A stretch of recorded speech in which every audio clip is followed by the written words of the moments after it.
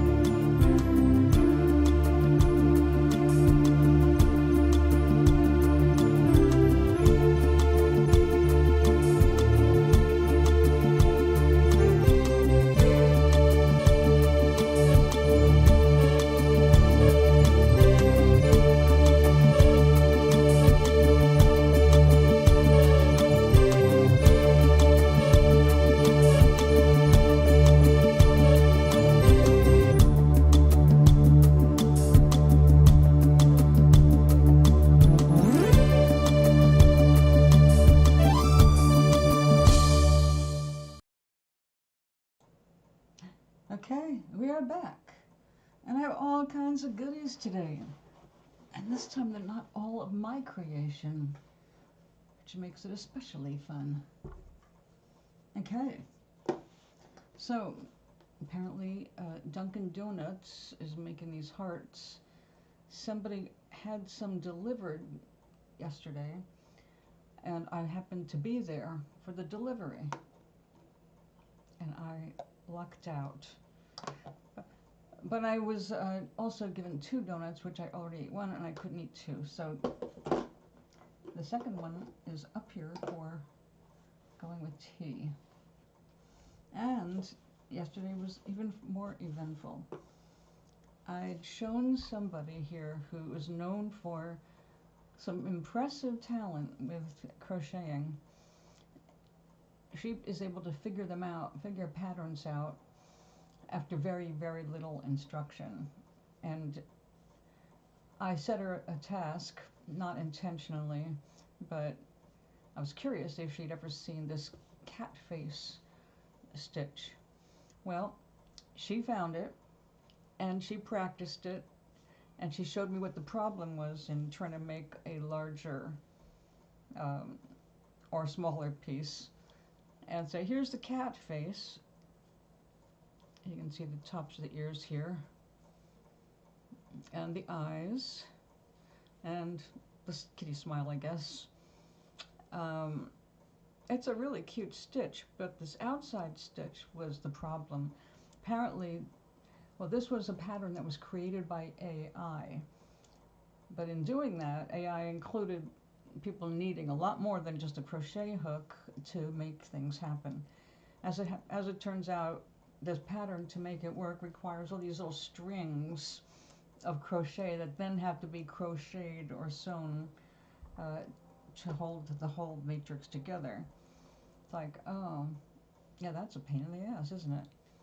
But it's a cute pattern. This big, it's not as cute as the one I first found, where it's a little bit stretched out, but probably, again, you know, it's, you have to work on a board and pin things as you're doing it, and it's like, that's not fun, is it?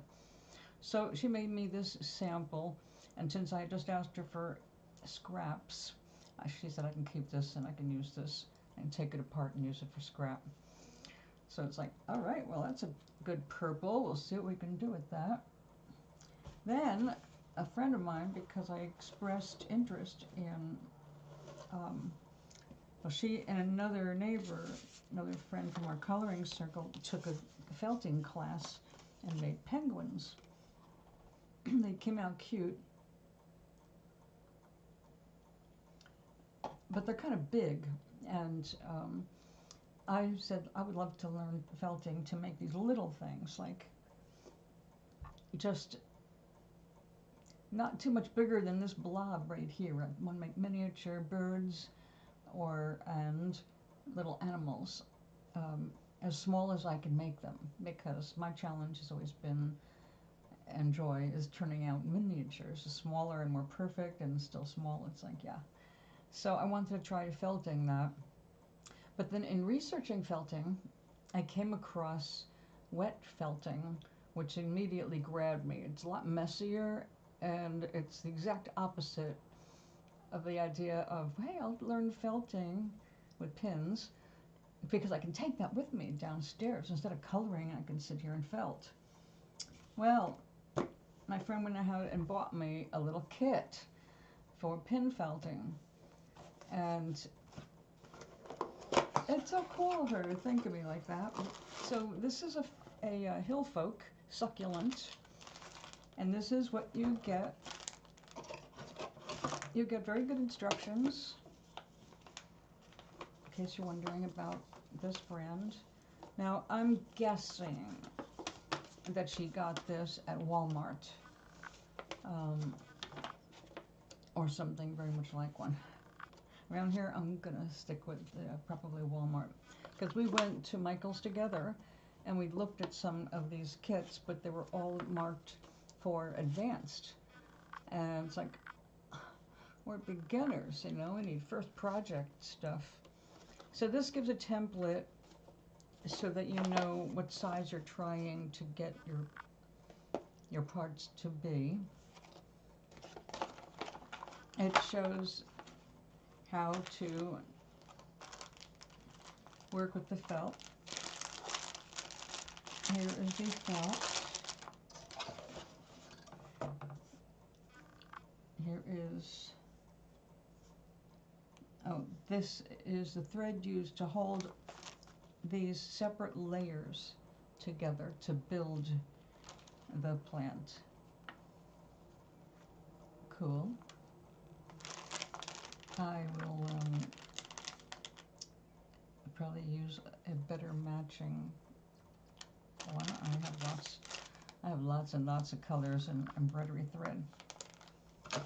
But this is really very nice on its own. It is very nicely cut and sanded little block.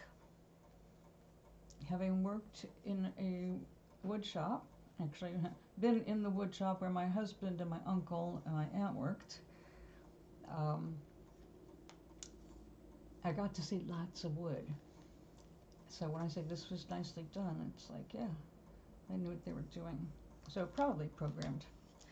That's probably how they turn out these things, so nice and fast, right? Okay, so we've got a nice stand. Apparently you make a ball with the last of your wool and put that on the bottom, and that ball gets shoved into this little hole to make it come out like that. So very clever, very cute. So all you need to felt, okay, we're gonna have to move you somewhere else, is wool.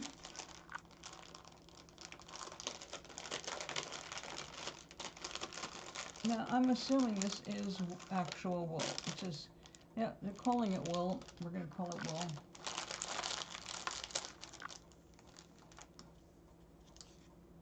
We have a needle here, but this is not the needle. Ah, this must be the sewing needle for the embroidery thread.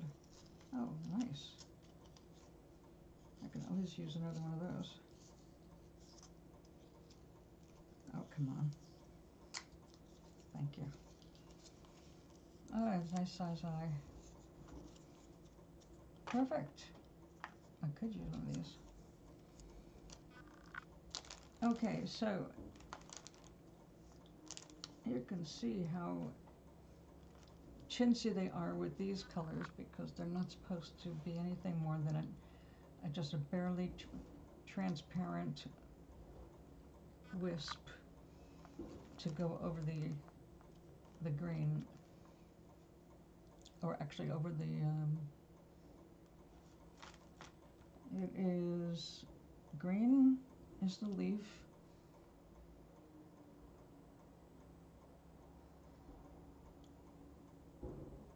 and then,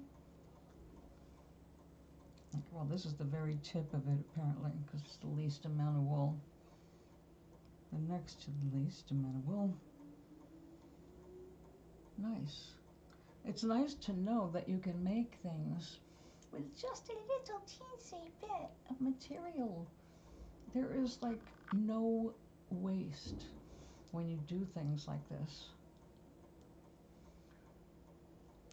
Now what I'm going to be trying, this is all natural wool. It's been carded, it's been dyed. It starts out looking like, well, doesn't start, this is carded wool. This is unbleached, undyed. So this is what the first color is. And then they dye it. I can't wait to see it being, well, I've seen it being done. It's just been so many years. I do remember the dyes smell terrible. And thinking, I don't want to dye my own wool. I wanted to learn how to spin it, and well, card it, spin it.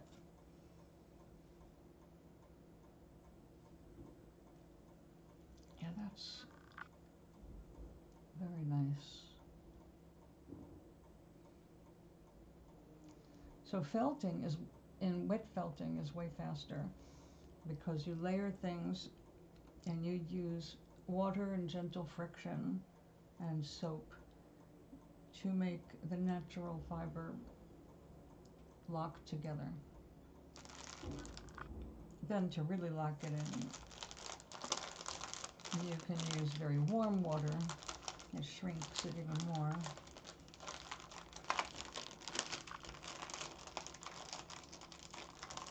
Okay, so this is the tool, and no wonder I was getting nowhere with what I had.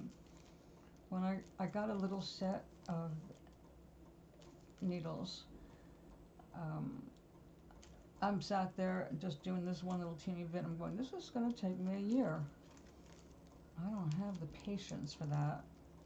We have to move a little faster. Then I saw a video that mentioned the numbers that they recommend. And it sounds like, well, that sounds like a lot bigger than what I have here. And it definitely is bigger. A lot bigger. And very well sealed. Yep. Oh yeah, this will be superior. It is a triangular shaped needle and it has barbs on it. The barbs catch and push the yarn. That's why when you do a needle, you've got to go in and out of the same angle. So very nice. that's a lot more practical than what I had been using. Mine are like a baby joke next to these. So, okay. And when you're working on your felting things, you work on top of a sponge or a safe surface so you don't break the needle when you're poking. And also, it's just a softer surface to work on. Kind of holds the wool down. Okay, so let's put everything away. I just had to show you this little unboxing here. Hillfolk. Oh yes, it's just, forgot, that's the very front page shows you how big a piece you need to make out of everything that they send you. It's like, oh, well, there's your little slivers of color there. And you make it kind of like thinking of using a spider web, making it into little spider web thin layer over the base color. That's very pretty.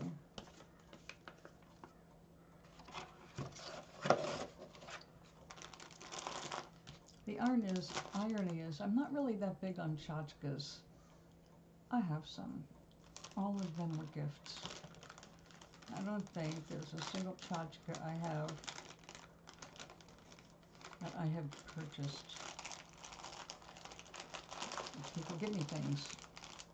If you care about the person, you don't want to get rid of it, you know, so I have things. Like all my angels. I'm surrounded by angels.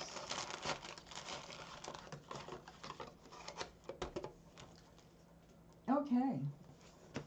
Thank you, Maureen. Thank you, Vosa.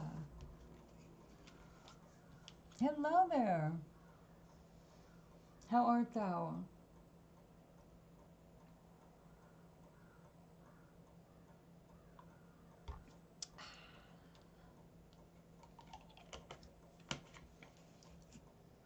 Well, I don't know where you are, but we're expecting another storm.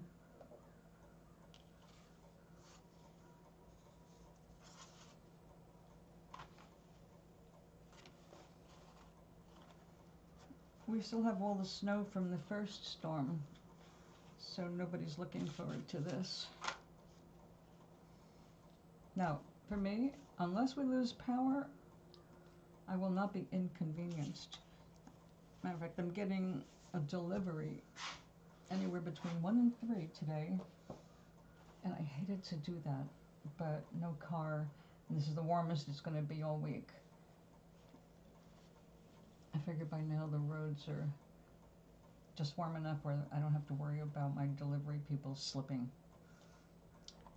I don't like to inconvenience people just because, you know, nobody gets paid enough to hurt their back by slipping on ice.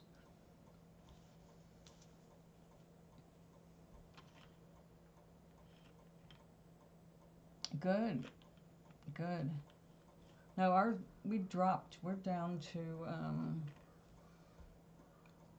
what is it now? Right now it's the warmest part of the day. It's 25 degrees and going down. That's without the wind chill. Oh, blizzard possible in North Carolina and Virginia. Wind chill makes the low feel like -9. Yeah, it's cold. Yesterday it got to -1. It's not what I want to go out in. And I don't. But anyway, I'm going to get a delivery of the only thing I absolutely need to get through the next week is half and half. But I also ordered a chicken. So I will be fine as long as we don't lose power. And if we lose power, I have a lot of candles.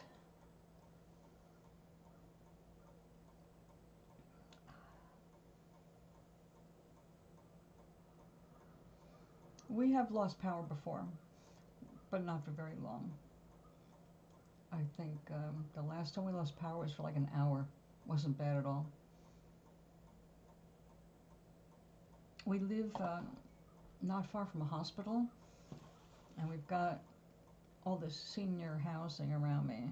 This is not actually senior housing, but we've got plenty in the neighborhood. So they have basically good electrical systems.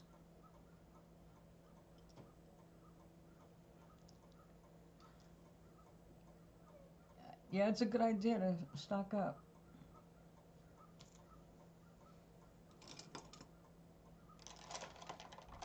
And then I'm baking tonight. Tomorrow is our Friday coffee clutch. Clutch. That's our coloring circle. It is the group I hang with. I am looking for Q-tips. Where the hell did I put them? I cleaned off my desk. You know what happens when you clean your desk.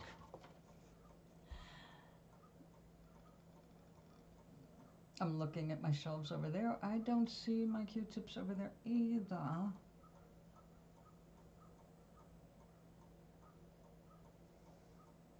It sounds like geese.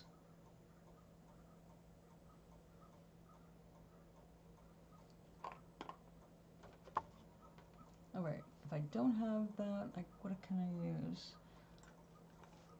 I don't think I'm going to be able to wash that out. I'm going to have to invent a bunch of flowers here.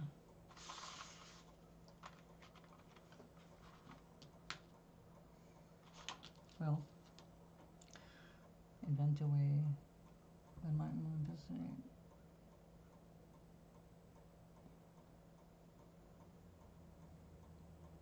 Oh my.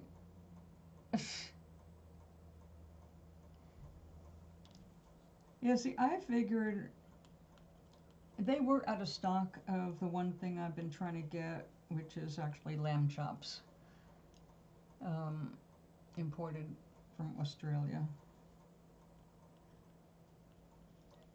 I like to have, if I'm setting up for the long haul, I like to have a variety of foods. So I like lamb chops. That's funny. I don't know a whole lot of people that like lamb. They always have two main complaints: too greasy or too gamey. I guess because I like it charred. I don't get either of that. I like it just fine.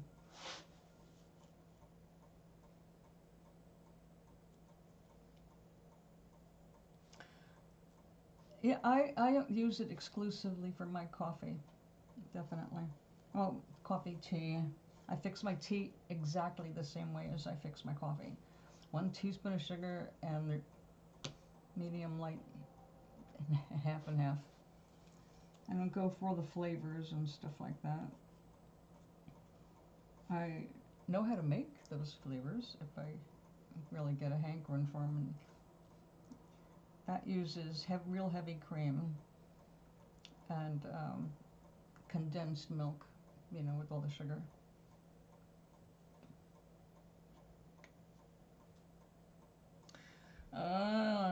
That is heavy.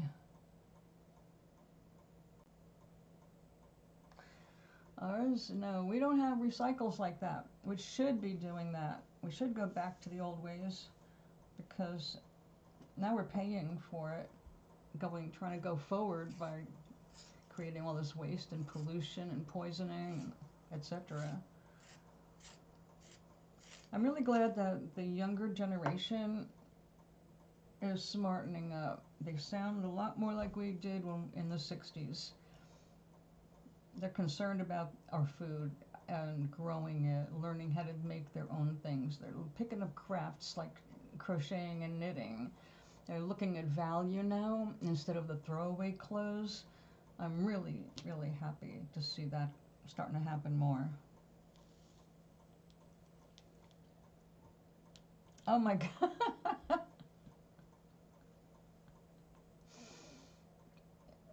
Yeah, you need something with wheels like me.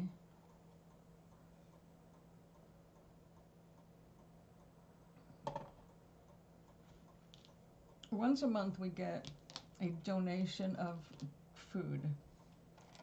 It almost always has the same things. And when I looked into this, actually I was looking up Depression era recipes. How did people survive through the depressions in whatever country, wherever the documentation is. And so much of it is the same. But in the Depression, during the war, when they were trying to keep people alive, they were giving out a box of food a month, just like we get now. And what they put in those boxes back then, on one hand, was way better than what we get now, but basically, when you took away all the good stuff, everything that left over was identical. 3 cans of beans, 3 cans of veg, it's like canned tuna or salmon, or we haven't seen tuna in years, or chicken, shelf-stable or canned milk, cold cereals, a bag of rice, something like that. That's I think I'm missing a little something. I think dessert is like canned fruit, mixed fruit.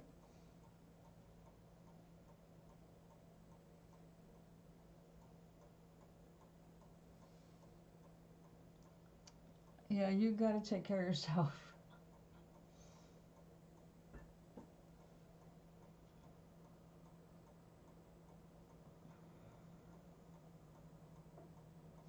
Well, one secret to staying well is they found when you sit for 15 minutes 3 times a day just meditating on gratitude, what you're grateful to have, your immune system is boosted by 50%.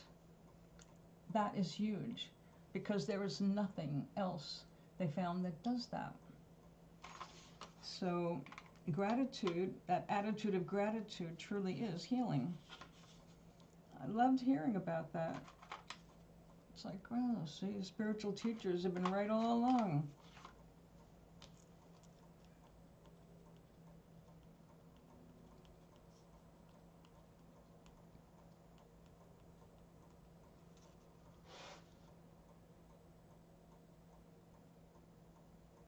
Well, I don't know, maybe you should give them an extra couple of days to get well and make sure there's no contagion around. Some things, like right now we've got, forget what kind of virus it is. Anyway, it sounds like it lives on touching surfaces way longer than expected, and it takes a lot more to clean it. Straight bleach will do it. Not many people want to cover everything in bleach. Just the fumes will make you sick, But it's a particularly hard one to kill. And I don't know if it's the flu. I don't know, something that's been local. We have actually a flu warning saying flu is very high in our area right now, and they expect it to be high for the next few days. It's like, I don't want to go out.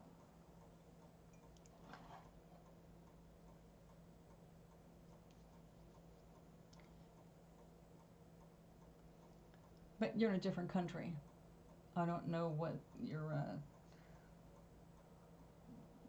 how they rate contagions.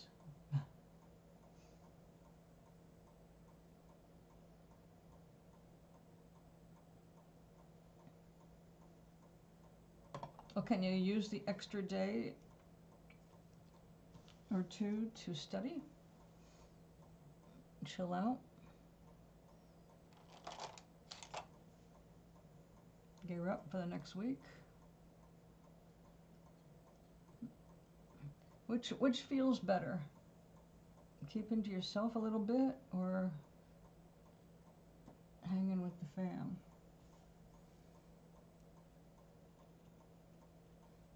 A sick, grumpy fam.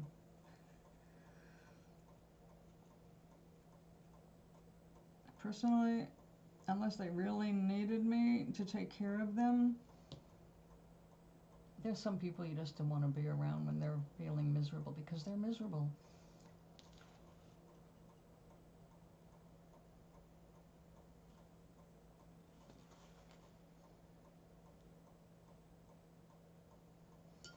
Oh, I've heard of that. That was the first thing I got with COVID. I didn't even know I had COVID at the time. By the time I tested positive, it was too late to get the anti-vaccine drug. Yeah, I remember a really bad headache. I got a neck ache. I was like, what the hell? This is like, I don't know, I had an allergic reaction to sulfa drugs. They got my joints. Everything was just really painful in the joints.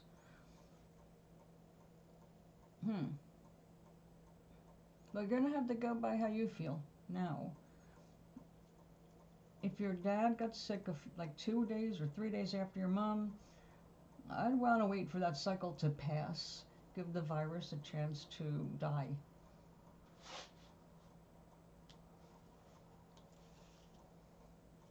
I mean, no. Why do that? Don't you have enough problems? I'm sure your parents will understand. And it seems like you've got good parents. No worries. Oh, that's right. We did paint.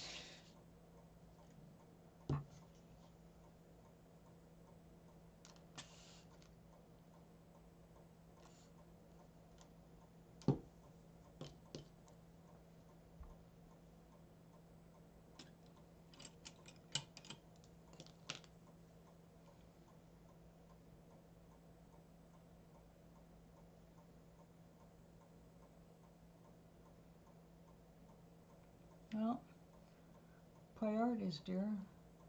Your parents have each other to take care of each other, which is a great thing. If one of them was left by themselves and they were sick, I might be more inclined to say, does your mom or your dad, do they need your help? But they have each other. And your mom's feeling better so she can take care of dad. But if you get sick and go back to the dorm and you're sick, there's not going to be anybody to take care of you. So you want to, hold on to your health as much as possible.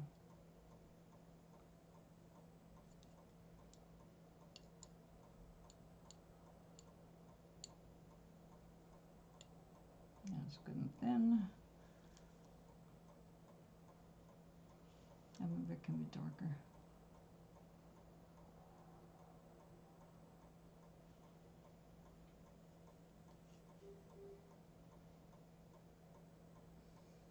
Yeah, that's not really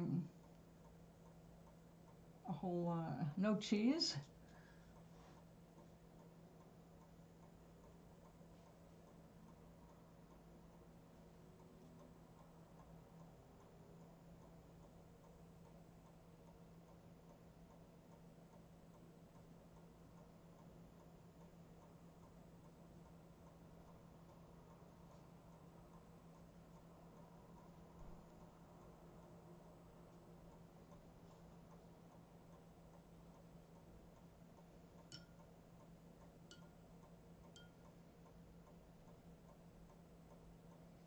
Well, then the thing is I have entire February off. Okay. All right. Take all the logic out of it for a second, babe. Because whenever we feel a conflict in which way to go, it's not really a true conflict. We have to sit and ask ourselves different questions and see what our feeling responses to those questions when we're being honest with ourselves.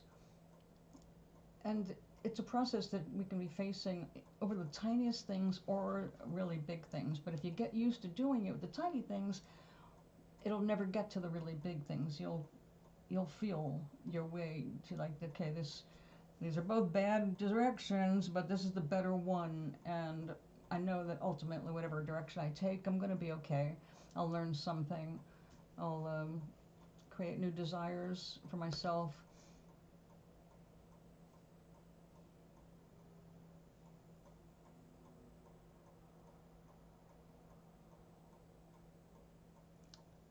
Well, sometimes they want to clear things before the deadline, you know?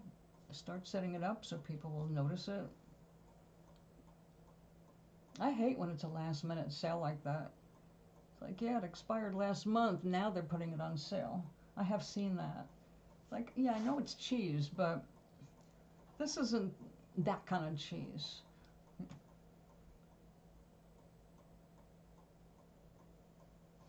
When you are not surviving on one meal a day, you'll have to look up all the really cool things you can do with 2 ingredients, one of them being cottage cheese. Like your own cottage cheese crackers. So you can sit there and munch on your cheese and have it being healthier and cheaper.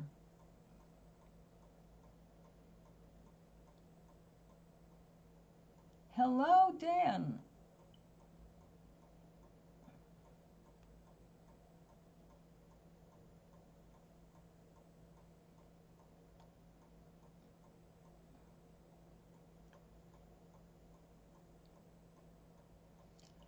Well, if you do a lot of cheese melting, 2 pounds is actually pretty easy to go through in 2 weeks once you melt it. Dan,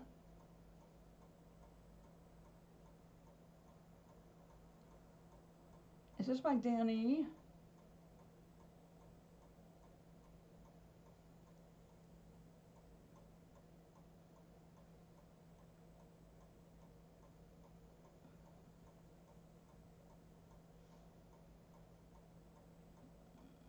I have to look at my phone to see what you're saying. Where the hell have you been? You have made me nervous. No, you didn't. We only make ourselves nervous. Where have you been? I've been concerned. Because I was like hearing this voice a while ago going, talk to Danny. Something's going on with Danny. Where's Danny? And then I sent you a Christmas card. I don't even think you got it.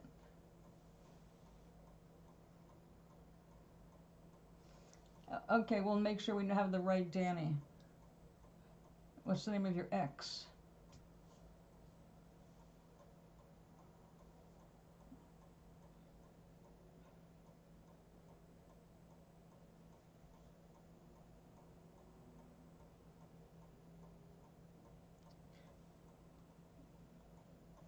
Not the same Danny.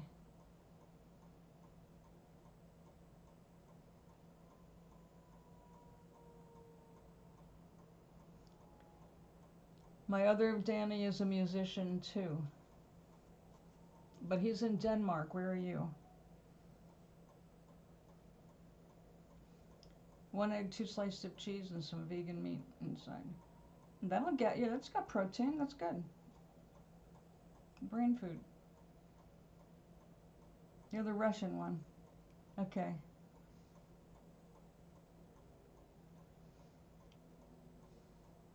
Got children all over the world.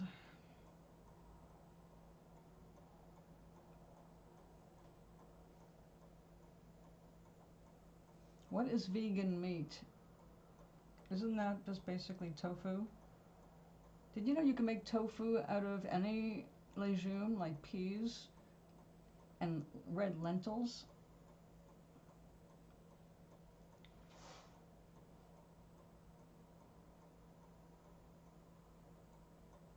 I'm editing a cartoon at the moment. Oh, fun.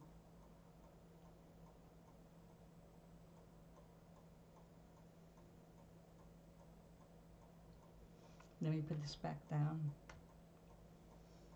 I am finishing up a card for Gloria, the butterfly lady. And then I have to work on some illustrations for my friend's book, which I'm flattered that she asked me. So I want to make sure she has some options. This has to look like a heart.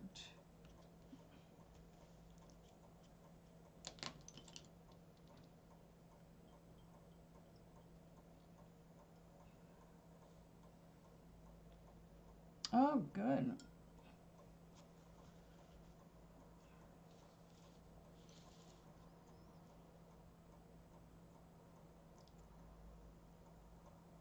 So my friend is writing a book for women like our age.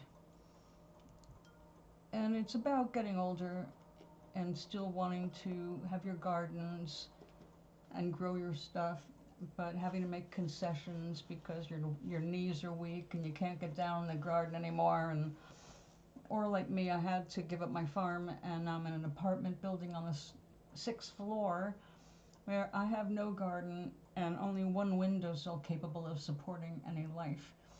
So the adjustments that we make to our entire groove.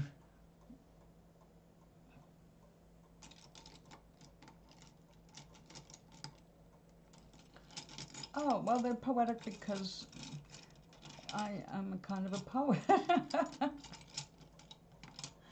I'm working on my 3rd book, and I have been thinking a little bit more poetically, and song titles and riders on the storm, or riders of the storm, riders on the storm. Yeah, that's an old song. Excuse me. Into this day we're born. Anyway, I can't remember the words anymore because it's back in the like 70s, 80s. And I've had a lot of music between now and then.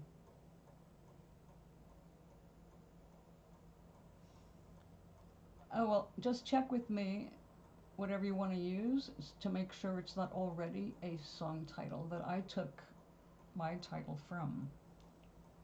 But most of them are just mine, having to do with what I'm contemplating or meditating on at the time.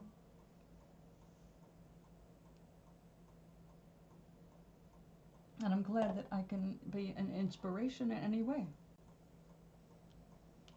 Preferably for the better, but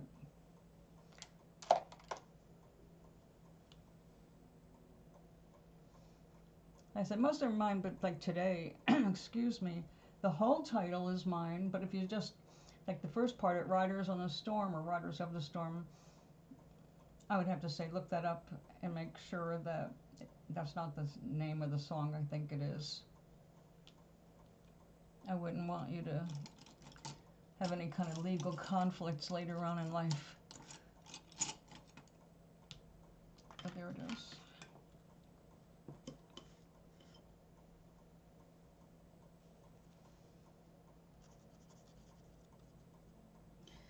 $26, not 25. Ah. Okay, go have a wonderful day. That's it. To this house we're born. To this. Oh, damn. Now I forgot it again. Aloha. Dan, thank you for coming by. Have a wonderful rest of the day. We have storms a coming, some kind of a cyclone or some kind of a snow bomb or something. I don't know. We have to wait. It might go offshore, which is what I'm trying to make it do, but if we get hit, we could be looking at a couple feet of snow and winds of 60 miles an hour and things like that. So that's not too good. But you're in Russia. You know what bad weather is like. Doc, is it Riders of the Storm or Riders on the Storm? It's right. I can't remember now. Once I put that conflict in my head, and now I can't see it correctly. Cyclone, that's the word, thank you. Bomb cyclone or something like that, right?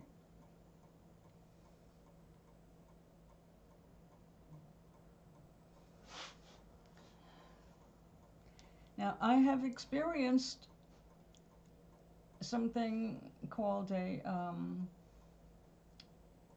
oh God, what is it? When it's like a tornado, but instead of going like this, it goes wham.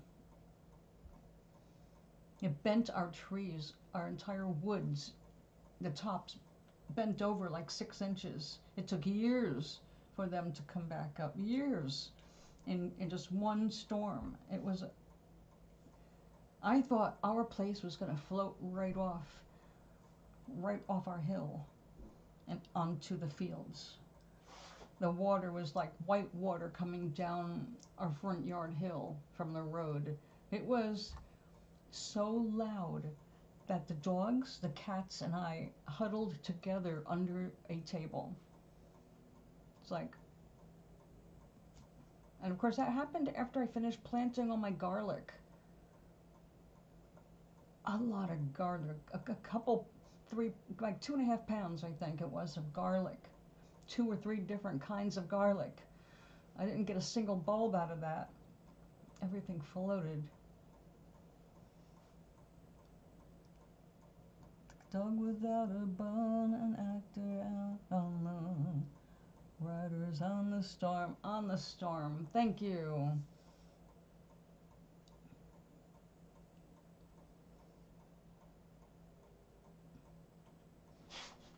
That was such a good song. But at the time that was a hit, I was working on my own music. So, like now I go back and I hear music better than I heard it when it was a hit, because I was busy. I was too busy to be part of that scene, you know, entirely different music than I was doing. There are groups, you know, you have got your bands, and you know, it's not just your genres, it's like the number of people in your group dictates where you can play in many cases, or it used to, because, well, unless we were playing outdoors for free, you know, things that had to be booked were mostly indoors. Limited space.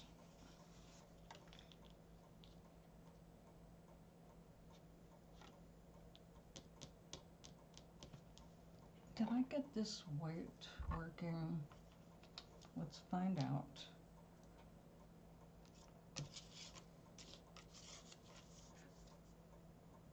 Yes, all right.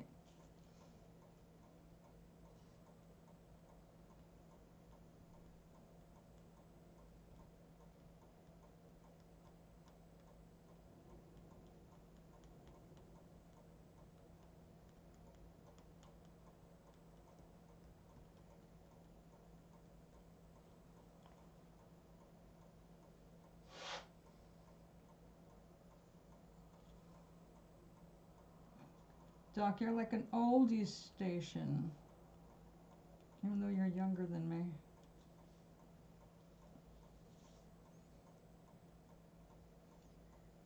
Riders on the Storm, wasn't that around the time of Vietnam? Or was it after we withdrew?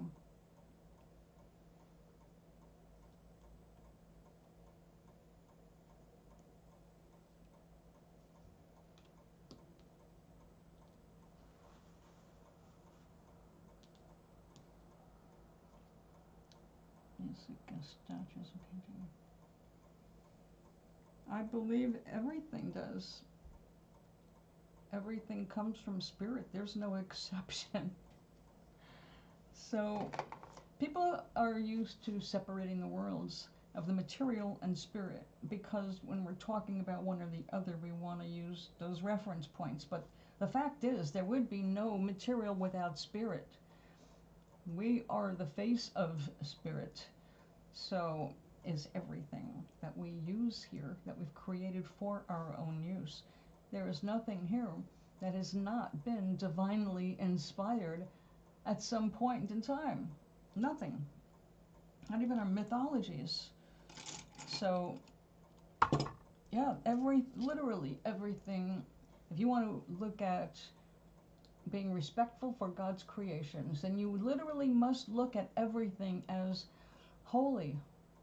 I mean, even this, because this is one of the creations we created through spirit inspiring us. And I said, the answer is always yes. You ask for something, it is given. It's immediately in vibrational, spiritual form. The moment you say, I want this, it's there. But letting it into the material world, you have to match the vibration. If you don't, you can't, there's no doorway for it. So yeah, everything you've ever wanted and wished for is just waiting there, but until you match the vibe. That's why it's a practice. You got to spend time every day being grateful for what you've got. And don't condemn. Don't condemn. I have to remind myself all of the time, because it's really hard to be in this world right now without condemning actions of others. And we're not helping the situation if we are busy putting emotion into that situation. We're making a stronger response. What we do and feel is not useless at all. But you've got to decide what kind of vibes you want your personal space to be. And that's an important focus for everybody. The more we can focus on that, the more we calm ourselves down and we can allow things in.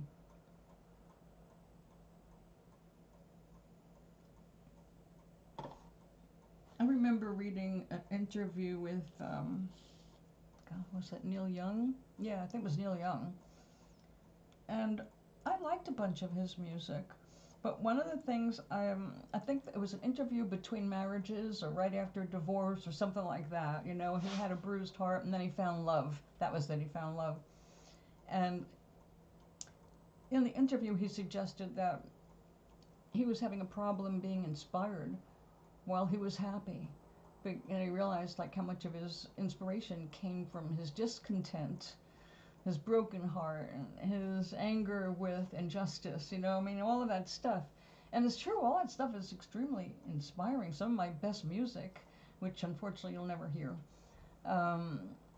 was very angry music. It was basically pointing out some of the failings that Americans have had with children, ironically enough. And God Save the Children was the name of the song.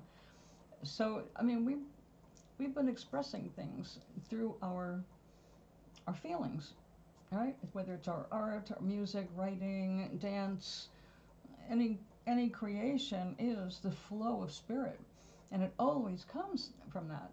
Spirit is the electricity, and we're the toaster.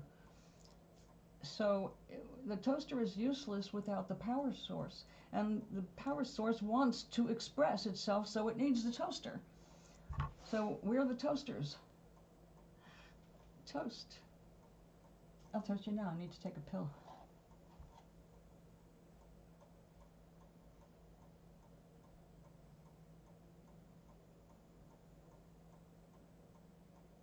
Yeah, I remember those days. The old comics. Yeah, you had to find them in odd places. I remember those. But they were honest. They were raw. They were, yeah, some of them were totally out of the world. What was that magazine that always had those crazy apocalyptic robots?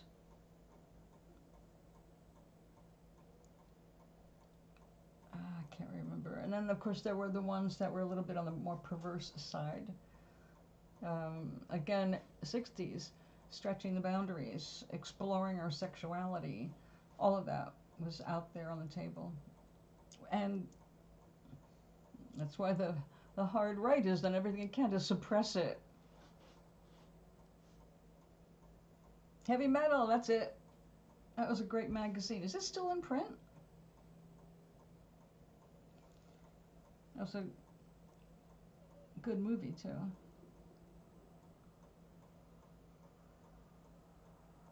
That was a history-making animation, was it not?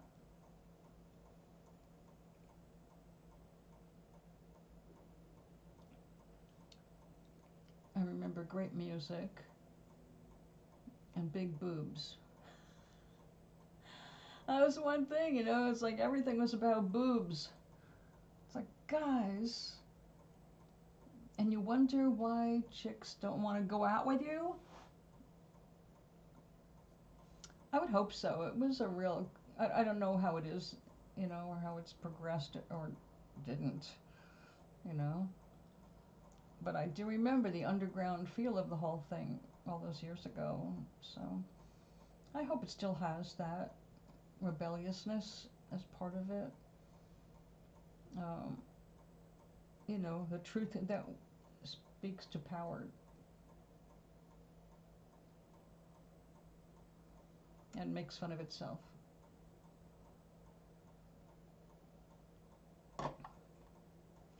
So look what I got. Yesterday was my lucky day again. I just keep having more and more lucky days. My friend who knew I wanted to take that felting class went and bought me a felting project, which I already deboxed and showed. And then a woman I said, hey, you think you could do this pattern? Figured it out. And she did the cat face pattern. This is very pain in the ass pattern to do, but AI invented this pattern by request. However, it is like what you have to go through to get this straight. It's like basically you need a machine to keep everything together. So machine thought would have to also be machine created. But here's the ears, and there's the eyes, yeah. And there's the whiskers and the mouth. And by getting them end to end rode up, I guess they have all of these loose strands that then have to become the framework to put this together to make anything. So it's like pain in the ass. Nothing she can use because it's too open. She's like amazing. She really is. It's a great talent. So she figured it out and gave me this sample just so I could see it. And now I can take it apart and use the yarn for another project. And I also got this. Da-da-da.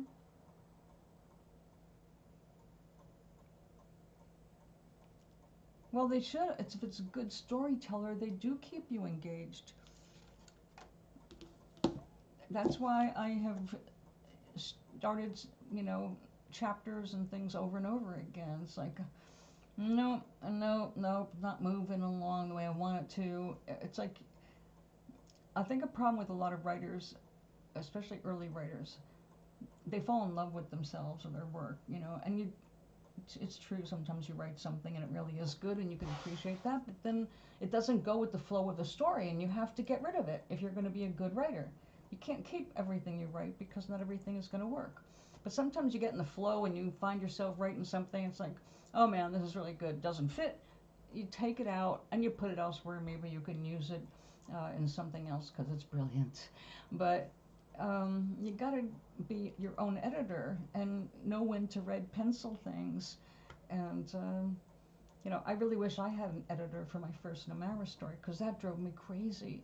I wrote the first 3 chapters probably 100 times because I was doing it in a Word document where it started at the top with page 1 and just kept going to the end of the book. Horrible mistake. Since then I've broken everything into chapters because I kept starting. Every day you go and you turn on the computer and you open up the document, you start right there on the first page, and by habit I would just start reading. And as soon as I started reading, well, sure, I got more ideas and I would change it. So I drove myself unnecessarily crazy with the first book. If I'd had somebody else reading it, they could have stopped me from all that.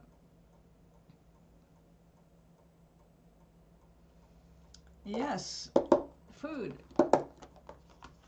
A Dunkin' Donut cupcake.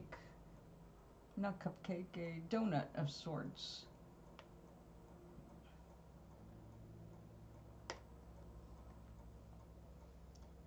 It looks like, oh, there's the filling on one side of the heart. All right, ew. Unnecessarily oogie. We will try it while I still have a few sips of hot tea. How was your appetite? What did you end up cooking yesterday in your ravenous need? Uh-oh. Mm.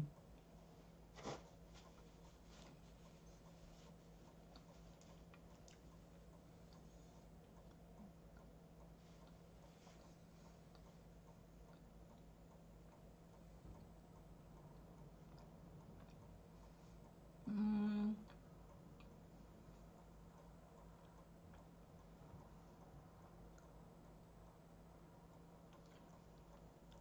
I'm going to say they did not let these rise enough before they filled them.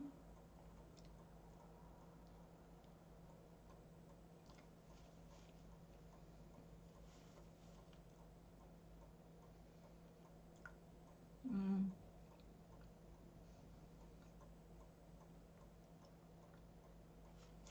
It's just a buttercream frosting.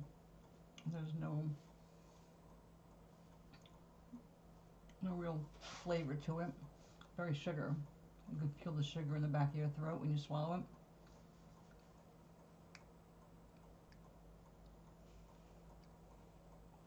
I thought you went to the store yesterday.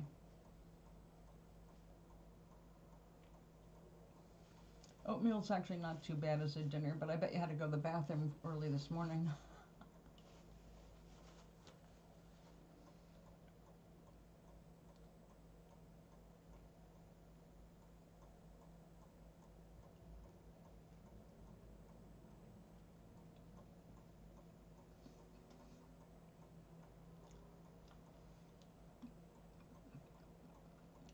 They must be rushing these things out.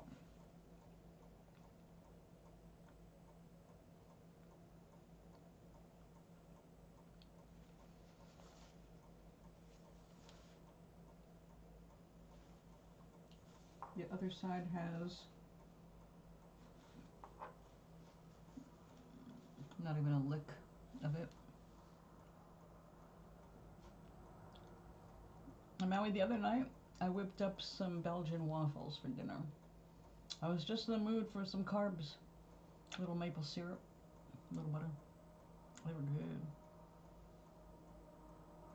Oatmeal I've never done for dinner, but I have that as breakfast now and then with a handful of walnuts and fresh ground cinnamon. Oh, and dried apples.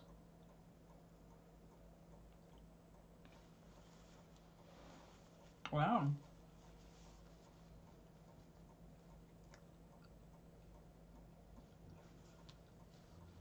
Anything with the pancakes?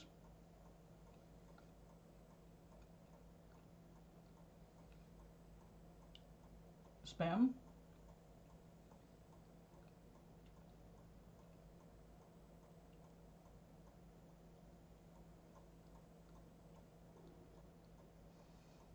I think this might actually be part of my lunch. No, dessert. I wanted to make sure I got here before 3 in the afternoon. I'm expecting a grocery delivery between 1 and 3.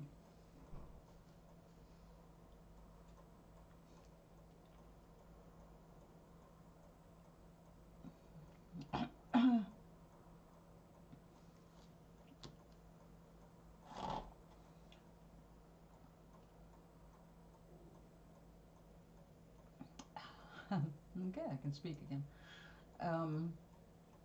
I had French fries and a chicken sausage with ginger and pineapple.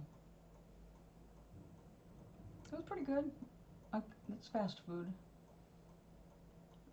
but I was able to make it at home, fast food. I will do better for dinner. I have a chicken being delivered. Okay, well, I can't do any more of that. Mm.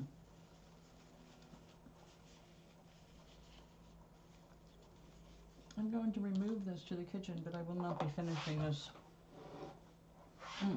Painfully sweet.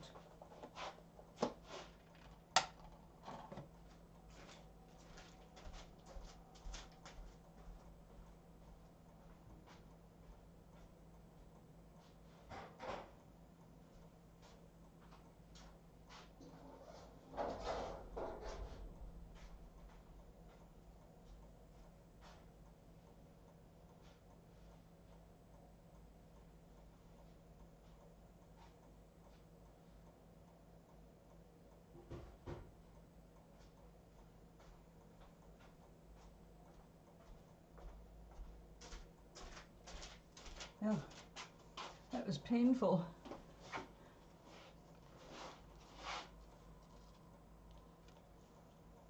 At the price of coffee, it is becoming a treat, isn't it? It's up like, what, 25%?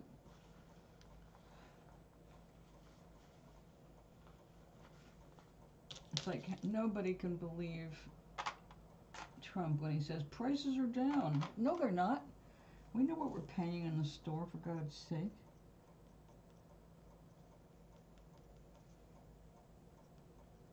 We know we're walking out with one bag instead of two for the same amount of money. Yeah, we know.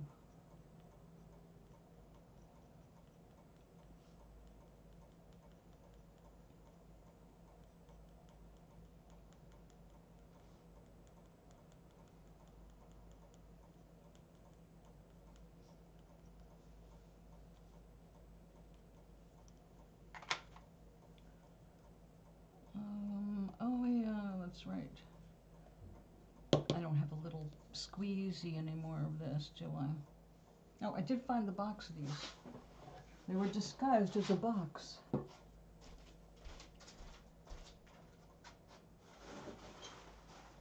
we have the other on hand? Why, yes, we do.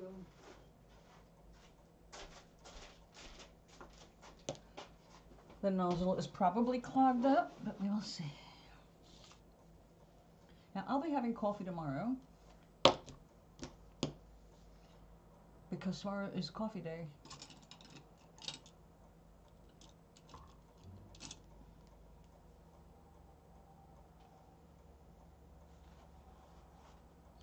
I'm hopefully going to get a bunch of people to donate their colorings to mail to Gloria.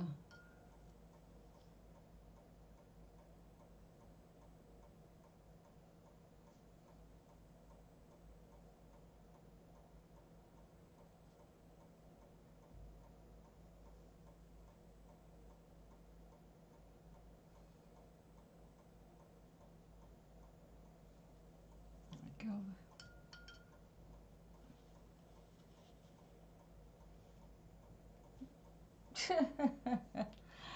Oh, it's gonna get a lot more fun for us. Don't worry, eventually he may figure it out.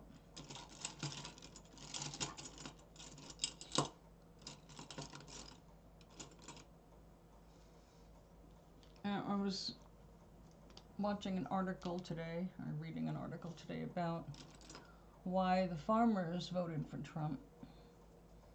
And basically it's because of the GOP giving farmers money for not growing things. I mean, that's been going on a long time. Like John Wayne. John Wayne got paid not to grow wheat on his land, even though we were having shortages here, because it would make other wheat less expensive, and we didn't want to hurt the other market. So we were being we were paying out of our taxes. And that's what people don't understand. Our taxes are being used to stop people from growing food on their land. And the same farmers that are bitching about the tariffs screwing up their soybean sales, for an example, are still going to go ahead and grow soybeans, even though there isn't the market in this country that, because they haven't learned anything. They only support Trump because they thought he was going to make sure they got all of their own farm bailouts. The real little farms, the real family farms didn't get shit, but all of those big ones, Mucho mulo. So they were complaining that they lost $44 million, and Trump offered them less than half of that, or something like that. And they were like, that's not going to cover us. This is how much money we put out to do this. Is You should have listened to everybody warning you about what he does to markets. Look, he just did. And again.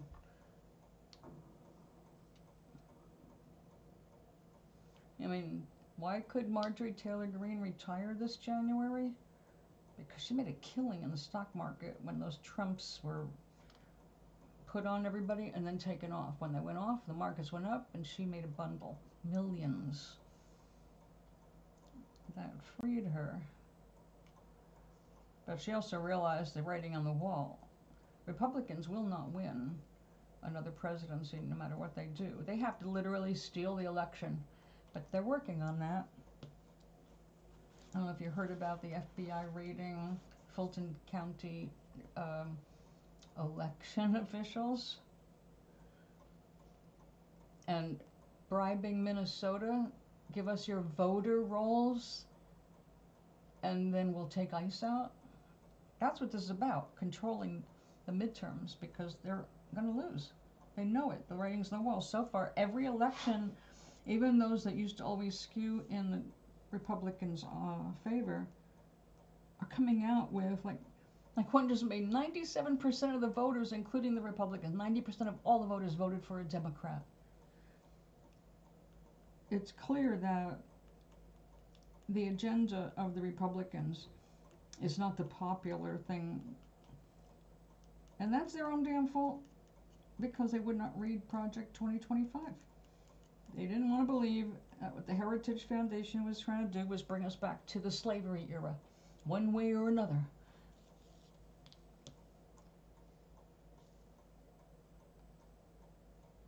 They removed, wherever they can, the teaching of slavery, the history of slavery in this country, the biggest shame on humanity. They removed it from the teaching because that's DEI. You know, we know what's happening. It's called censorship. Oh, look at that, I did have a little yellow one. Okay, now we have two yellow ones. We have so much work to do when he's finally dead and gone. Now, of course, we're not the first people in history to feel this way. I saw a song on YouTube, which I did not go listen to, from the old days in Germany, a song for when Hitler is finally dead. Basically, they as a nation were praying for his death as much as we pray for the pumpkins. So, I mean, I don't actually pray for his death because I don't take care of that end of business. And it's inevitable because we all die. So it's just a matter of time. He's sick. I can't weep.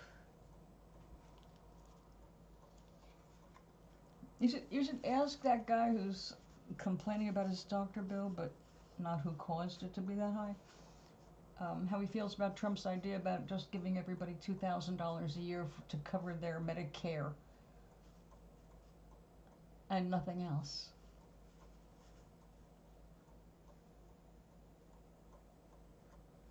Oh no, not in this case, Maui. He's despised globally. He's destabilized our economy. He's basically reduced our dollar to nothing. So our dollar is not going to be the desired currency around the world as it is now.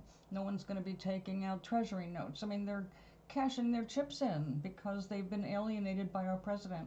So they're taking the rug out from under us, but it's suicide. It's nobody doing it to us. Our president has done it to us. So until the people that he set up to suffer enough to believe that, oh, these are the consequences of my voting choice, nothing is going to change in their heads. They'll make up excuses like like a Laura Loomer. My God, I'm sorry, I can't think of that woman without thinking of those balloon animals. She looks exactly like a balloon animal, like a face that's been stretched into a balloon animal, you know what I mean? And I'm not trying to, like, embarrass her, but, geez, cut out the plastic surgery already. Jesus Christ.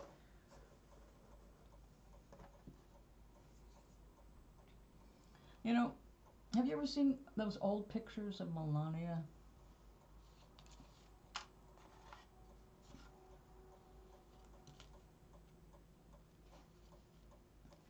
She used to be pretty.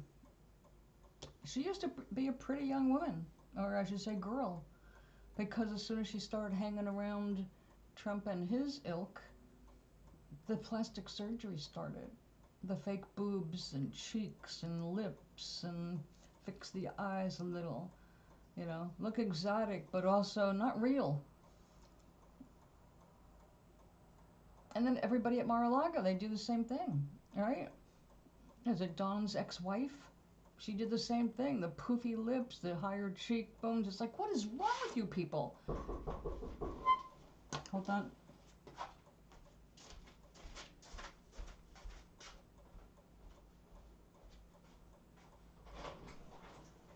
Hello. Hello. I had a few minutes, so I was wondering if I could make a couple repairs for you that we talked about the other day. Actually, I'm on the air. Okay. I'm live. All right. I won't bother you then. No, it's okay. What is this? Oh.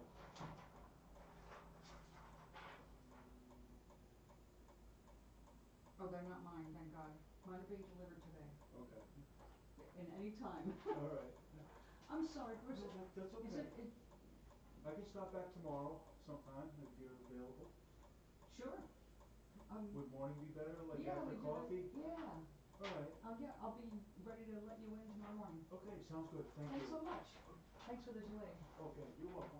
Have a good afternoon. You too. Thanks. Thanks.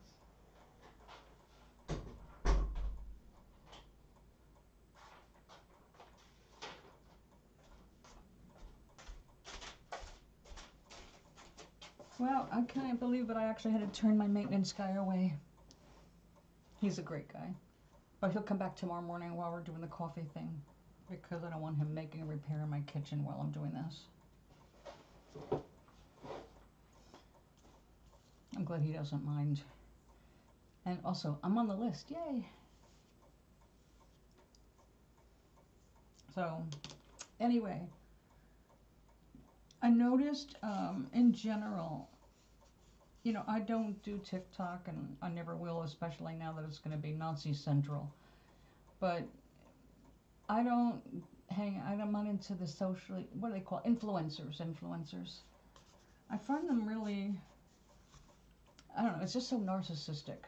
It's the Kardashian thing. It's like, what the fuck is wrong with you people? They're so fake. They're all about fakeness and being more fake and improving on their fakeness. It's like, what is wrong? And somebody mentioned that, you know, people they're seeing this image of themselves and they're trying to perfect it. They're no longer themselves anymore. They're removing their humanness. I guess that's the step before becoming a robot. You know, no individual things, nothing that makes you you. You know, smooth this and take off that. And I mean, I'm all for makeup and playing with your face, you know.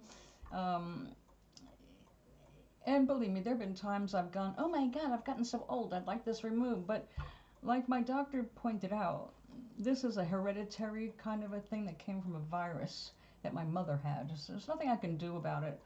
It's going to look worse as I get older, most likely. But it's just keratin, it's not cancer. But it's one of those things. And if I have them removed, they said, it seems like if you cut one off, two come up. So it's like you're just going to be chasing them forever. It's like, well, I don't need any more of them, so I'm not going to start weeding the patch. People say that they make a lot of money. Well, the Kardashians most certainly have, yeah. But look, what a sick family. And it's all about makeup and fashion, and that's where all of the sexual predators hang, because they're looking for the models, the wannabes, the girls looking for the rich husbands or rich boyfriends, and they don't care if they're the first or the 100th. They don't care as long as they're being taken care of. And yeah, they've got like such low self-esteem. They have to just use surgery. It's just, I don't know. I understand, like, if you've been in an accident, you got some scars, you've got some things that you're just really uncomfortable with. But to grow up hating your face, I hate my nose, I hate my chin. I have a sister that she already did the nose job, and it's adorable. But she's found other things to dislike about herself. She was contemplating getting shin implants to give her calves a more perfect curve. Like, what? What? They do those things. The question is why? Why do people feel the need to match some kind of image that's all fake anyway? So yeah, I'm more disturbed by that than, I don't care if they make money selling products. I mean, that's the kind of the goal of selling the products, right? And if they were just doing makeup, but doing things that they're pretending is just makeup, but it's actually a whole lot more of fixing upper. I like when you didn't watch Grace and Frankie, did you? That series? It's a really good series, but when Jane Fonda falls in love at 80, she decides she's going to come clean with the guy that she's fallen for and show him what she really looks like, because she grew up in the era like my mother and my grandmother. Like, you wake up and you should look like you've already been up and made up, and it should like you're naturally beautiful when you wake up. I had a cousin whose wife did that. She would get up an hour before him, she'd sneak out of bed, go to the bathroom, put on a wig and makeup, full makeup, and then go back to bed and act like she was just waking up, all beautiful. He didn't even realize that she wore makeup and they'd been married for 40 years. It's like, are you kidding me? She said, nope, he does not think I wear makeup. He doesn't know I wear a wig. I said, didn't he ever come across your wig like a wild animal in the closet somewhere? He wanted to be blind to that, so... And they do that. They get all dressed up before... Just, I saw them doing that on another show. To live better in a fake world, yeah. Hello, Gary. What's the matter? You look stressed. Jane Fonda showed him, she took off her eyelashes, the hair extensions, the strings holding her skin back so that it didn't look as wrinkled. And of course, her character in the show is a makeup and face care, hair dye, like a L'Oreal, or a Helena Rubinstein thing. She's got her own empire, and it's all about fixing yourself up and looking good. But she's 80 years old, and she wants to be able to just be 80 years old. And the guy, she wants him to know the truth. It's like, this is what I really look like. I'm 80. Why do you want to be with me? And it was interesting to see, because she did that right there on screen, taking things off, showing the difference between Hollywood 80 and real 80. And I mean, she looks fabulous no matter what, but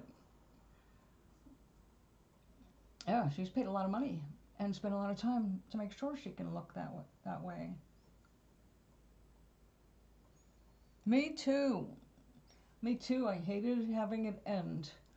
Although it was ironic with them all ending together. I thought that was great.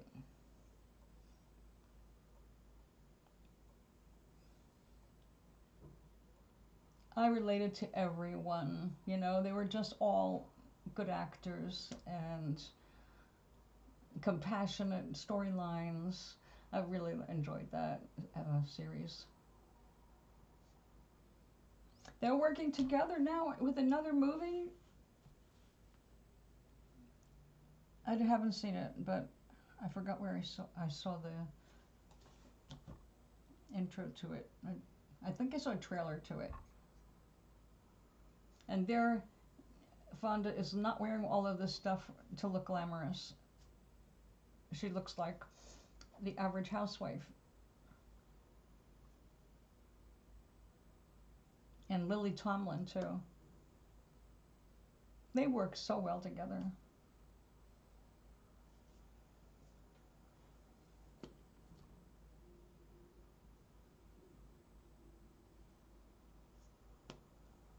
So how was Gary today? Is today your last day off, or did you have to go in? You know, we've got another storm coming. It could affect your area. Unbelievable, huh?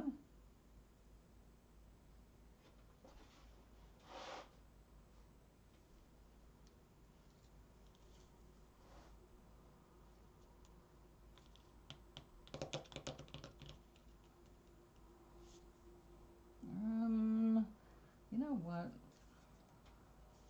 Let me try something different.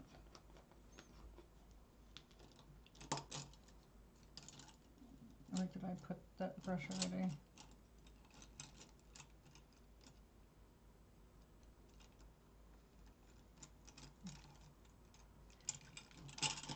Oh, there it is. Nope, that's the black one.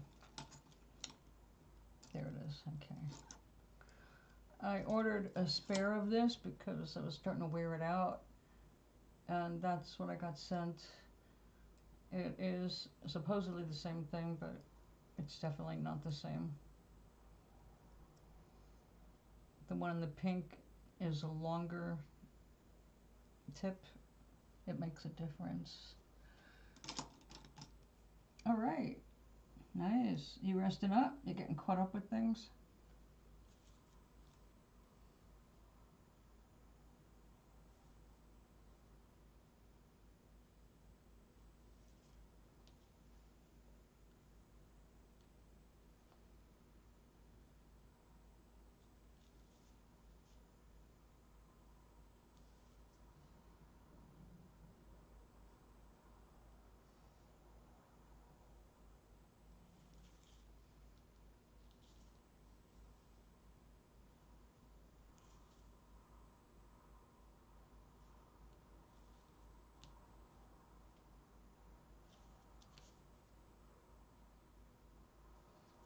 Gotta learn to paint with my left hand too. Just switch the brush over.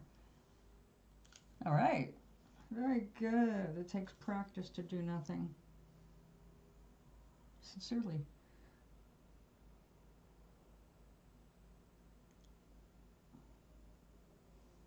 I can't do nothing.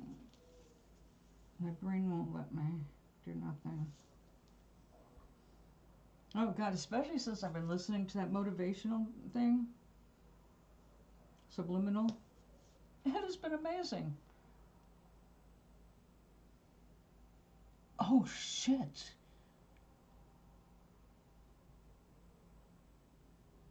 Oh shit. Uh, that's just not your average danger.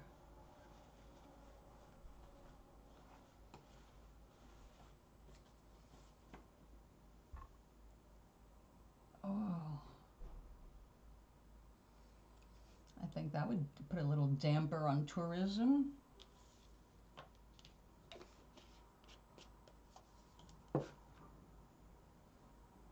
Yeah.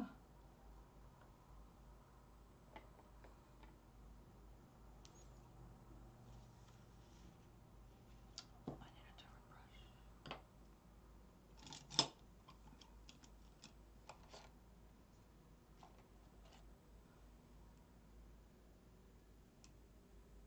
How can the single ought be smaller than the double ought? That is ridiculous. That may be why I got these at a discount. There's no way. It's like their numbers are reversed. This is the double ought. This is a 0. What do we have here? All right, those are a little more correct.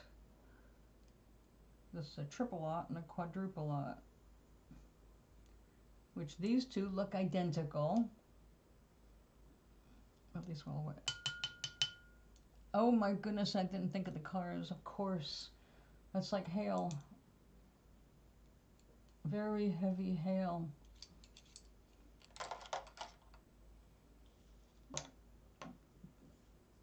Holy shit. That's awful.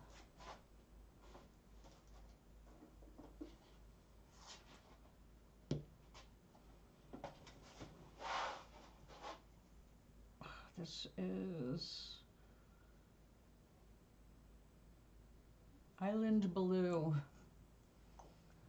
Speaking of islands. Oh yeah, I remember that.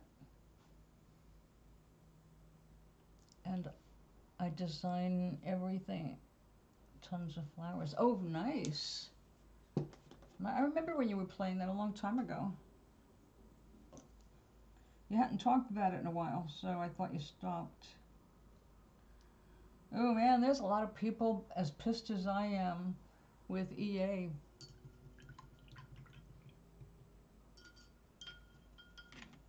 And we're all doing the same thing.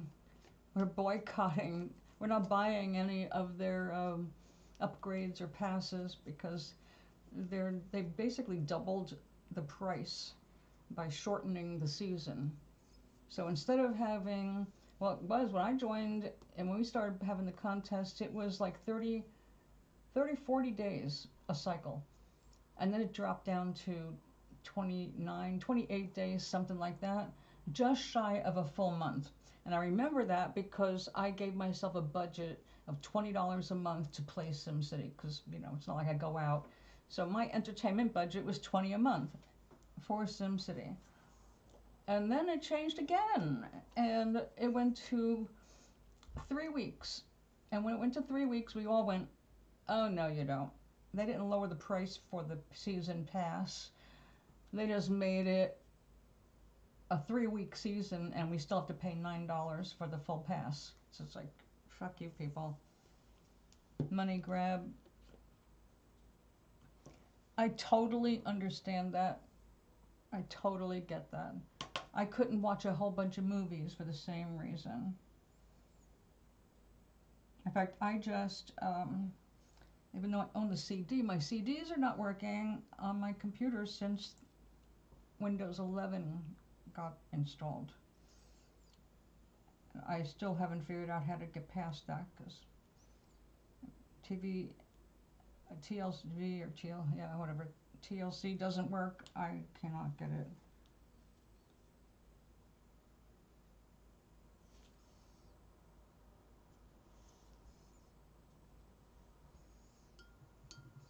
But yeah, I bought a movie that Glenn and I we both loved because it's freaking hilarious.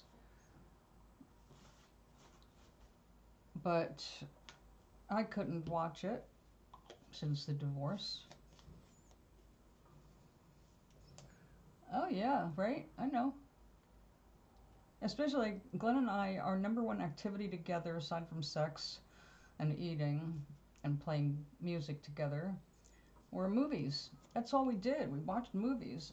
We went for hikes and we did a lot of things together. Well, we did everything together.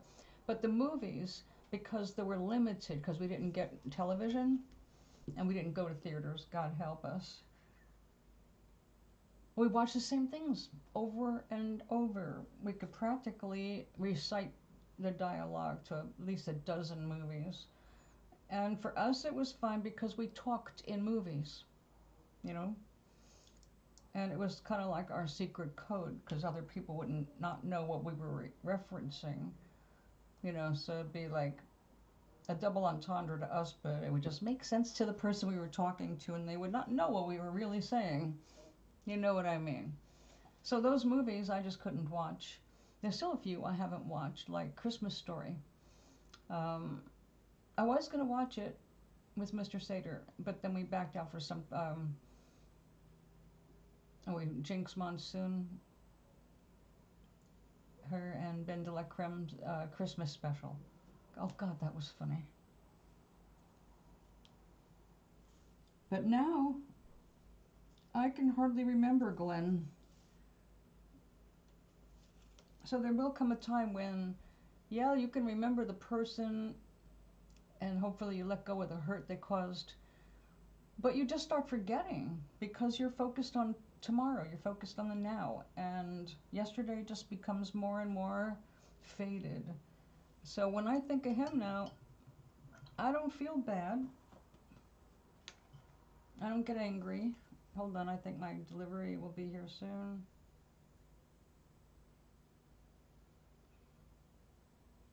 Oh no, it's just spam. A spam I'll have to block because it's the kind that you don't answer. You know what I mean?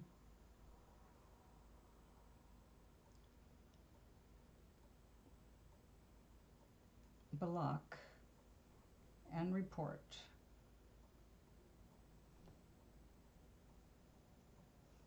And that's how you do it. Oh, where else? Never open those messages because sometimes just opening it, you don't have to read it, but if once you open it, you've opened it, you can end up with a virus in your phone. So, well, a lot of people are Maui. The problem with that, though, is it only poisons you. You can't change the past, so if you dwell in it, if you let it haunt you, you're poisoning the now with something you can't change. You can only change how you feel about it. If you can't let go of the anger and you're still just as angry, you haven't healed. And the idea, of course, is to heal, right? But if healing demands that you change the past, you'll never heal. You have to decide that you want to be here now, where you have power. We have no power in the past, so being angry, what's it going to get us?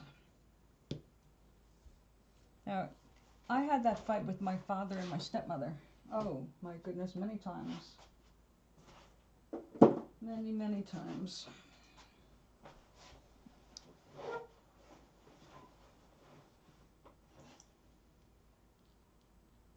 Oh yeah, those are bad. You've got to have some protection on your phone.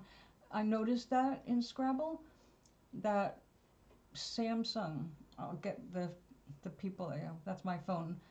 They send me a little notice saying, warning, you know, this was blocked, malicious code or whatever, and they catch it. Xfinity, like they catch it, and so it doesn't get through. But oh, they try in those ads, definitely. Not all of them, but some of them, and you can't tell what's what.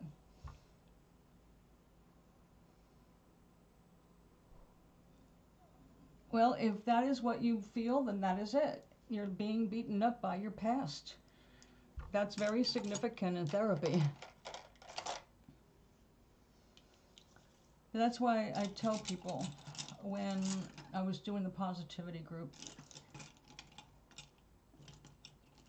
you could only say the same things over and over to the same people. And after a while, if they don't make any changes, you know, I don't take responsibility for other people and their changes because it's all individual. We all learn at different rates and different things. So it's not a judgment thing. But I gave up with some people. It's like, no, I could tell within 2 meetings whether they were going to return.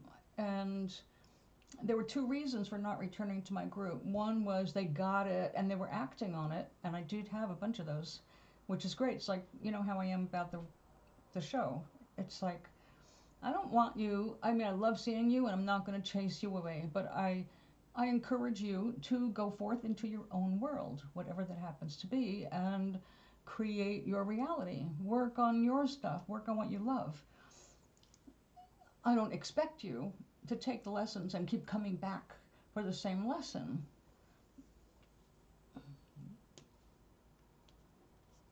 But some people need the same lesson over and over.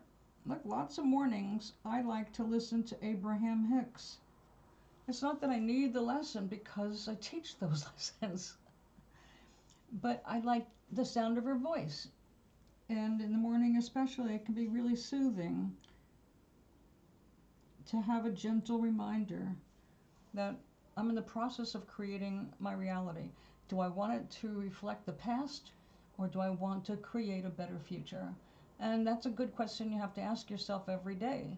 When you catch yourself thinking about the past, you say, all right, do I want to bring that into my present, or do I want to be happy? And that was my question to people who join my group. Like, you have to decide to be happy, because we're programmed not to be happy. Our memories, if they're all alive and riled up, we're not going to be happy, even with a bunch of happy memories in there too.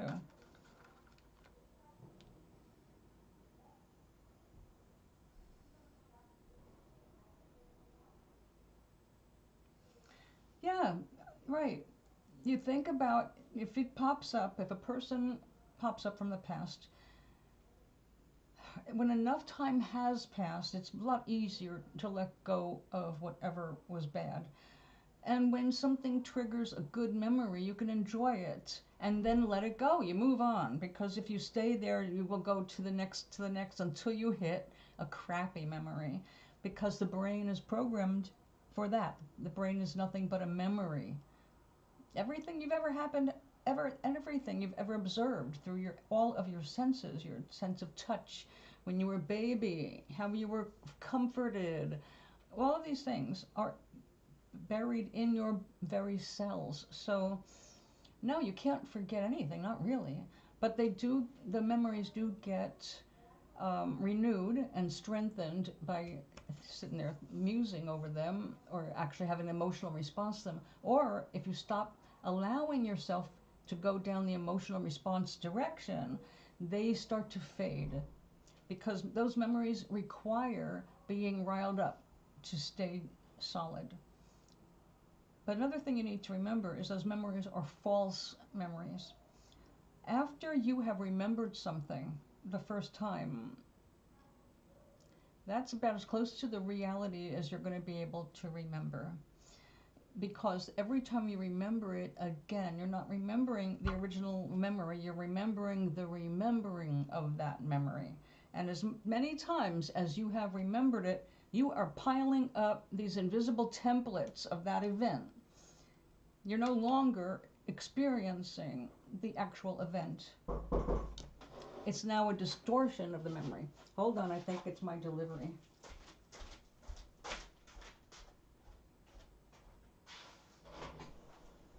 Hello. How are you? Good, how are you? Thank you. Whoa, you can do it too? No wonder you do this job. Right there is great. Just want it on the floor? Yes. This is all you.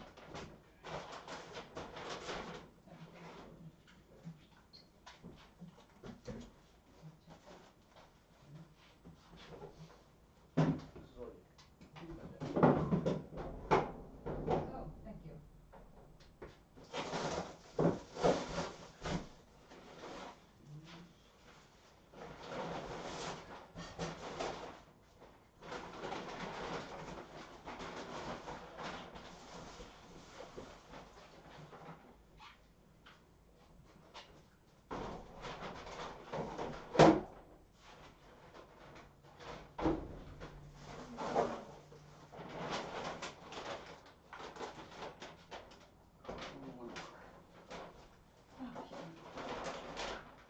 All right, you all set?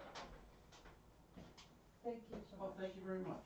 Have a good day. You too, stay warm. All right. I guess as long as you're picking those things up, you will. Yeah. Do you need a soda or anything? Yeah. No, thank you. No, I have water. Thanks. Okay, great. Well, you have a great week. You too. Thanks.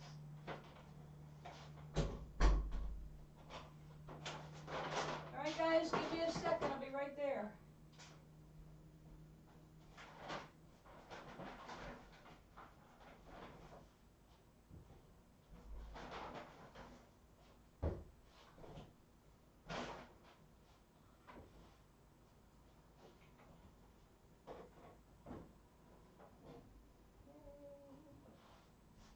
I got yogurt. I got happy and celery and green onions. I love you too. Stay in the refrigerator like you're taught to do.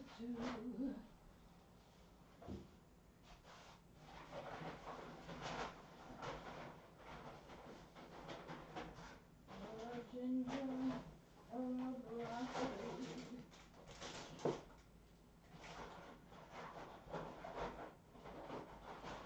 I just have to find my chicken and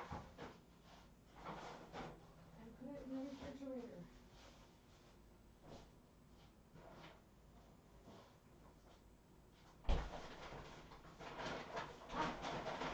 There she is. Thank you.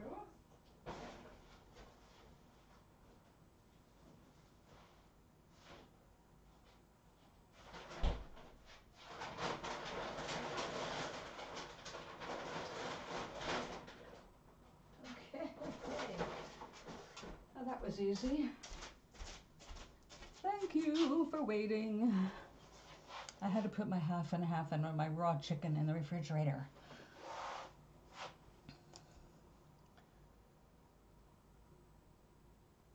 So Doc, what do you think you can do? What do you do if a bad memory comes up? If you focus, this goes for all of us, if you focus on anything good or bad for more than 16, 17 seconds, you start to build momentum, meaning another like thought is attracted. Okay, remember all your thoughts are vibrations. Vibrations have attraction. You will attract a matching vibe, as close as the universe can match at the moment. So that's why we want to pay attention to how we feel. So, like after 3 years of crying over the crazy with Glenn, that was one morning I woke up and I'm sitting there in bed crying. And then finally I said, wait a second, he's 3,000 miles away. So it wasn't even a matter of past. I mean, the guy is literally 3,000 miles away. I'm never going to see that man again. Unless he makes the news for some reason. I'm just not going to have to deal with him for the rest of my life. So what was I doing? Sitting there crying over something I couldn't change and wouldn't, even if I could. It wasn't like I wanted him back. I was just smarting from the pain of him cheating on me. Because that was the number one, no, you don't cross that line or it's over. So I was just smarting from that. But the moment I started changing my attention, when I was like, hey, why am I crying when he's the asshole? I don't want him back anyway. That's when I got out of bed and started book 2. And the energy just flowed, and it had nothing to do with divorce or anger. It was a really important story to me that I had started 8 years earlier before the husband became the distraction from anything I was wanting to do. So that was his, MO. I got involved with something, he would find ways to interrupt it. So that, if he saw a smile on my face, that's when he had to slam the microwave door. Okay, so that's what I was dealing with. But now I have a life that doesn't include any of that. And I can appreciate it every single day. I can get up and go,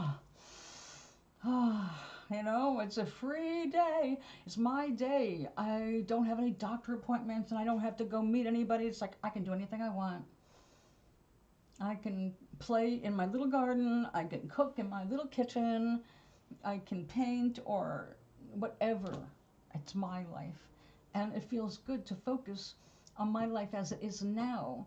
So I don't have time and energy to waste on the past. Past comes up, it comes up in little bits now because I've let things fade. I'm not holding resentments. It's like, I got 2 sisters I don't want to talk to, but that's not because I'm sitting around going, oh, I hate them or anything like that. It's just like one of them was a Trump supporter. I don't know if she still is, but I know that she's an anti-vax crazy person with that kind of thing, and I really miss her artistic side, but I just can't deal with the stupid. And that's just the way it is. But I don't have any anger about that, And my other sister, well, she was passive aggressive, and I understand that. That's her psychology, and she doesn't have the therapy that would be useful for that. I don't hate her. I just don't want to expose myself to that energy. So if my sisters pop into my head, I don't have bad feelings about them. I certainly don't want to send anything bad their direction, because their energy creates enough turmoil for themselves. So I don't want to add to that. But I also don't want to invite them back into my world, because I don't want the stress.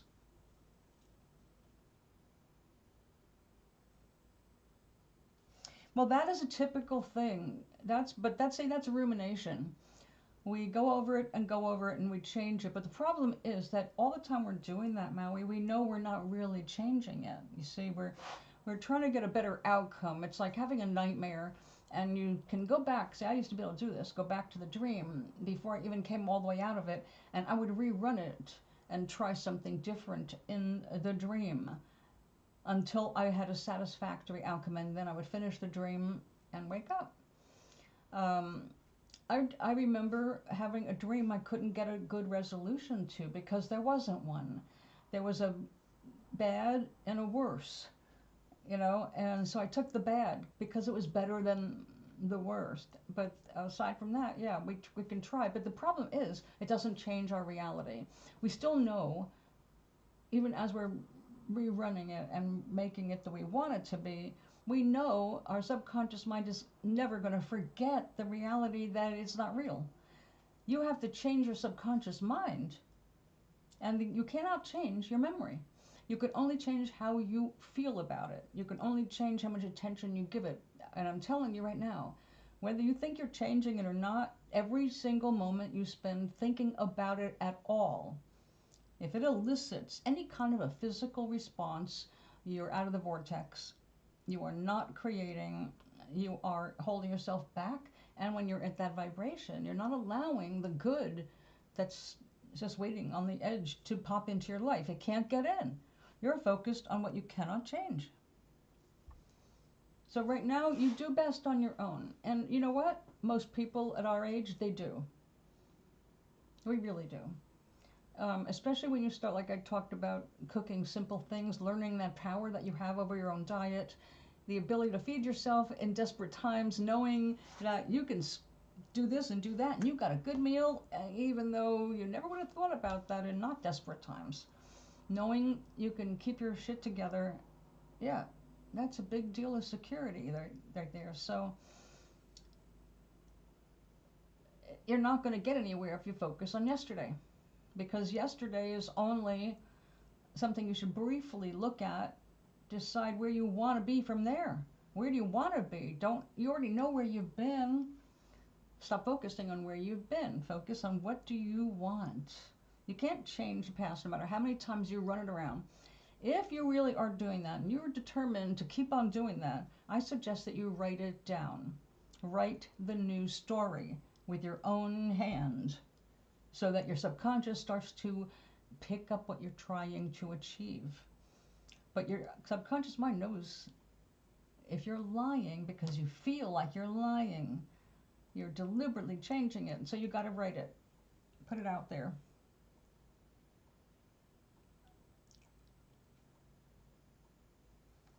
Oh, I feel exactly the same way, Red. There's no way. There is no way I would ever want to invite that or anybody like him. Now I know what a narcissist is. And I've had too many experiences with narcissists, and now it's like, I can catch it fast now. So I don't have to go through that again. So I feel very secure in myself.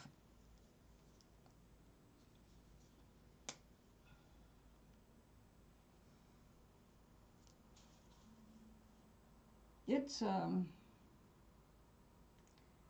is really hard, when we're young. We're trying to figure out who we are, what we want to be, and then we've got to figure out how to go about getting there. And especially in our age now, we didn't have much for guidance when we were even Gary's age. Gary is 20 years our junior, 20 plus years our junior. So he has grown up with a bit of a different world right there. I mean, think about when the internet was born, 1990 something, right? But we were born in the 50s or 60s. Well, I was born in 54, so, you know, there was no internet. We had the encyclopedia. That was our biggest source of info that you could reach.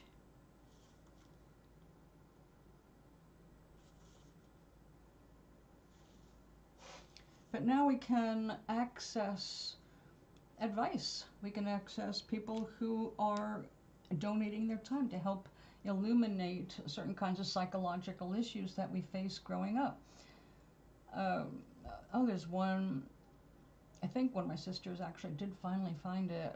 I think it was the Crappy Childhood Fairy, something like that. She's a psychiatrist or psychologist, but she's pretty good.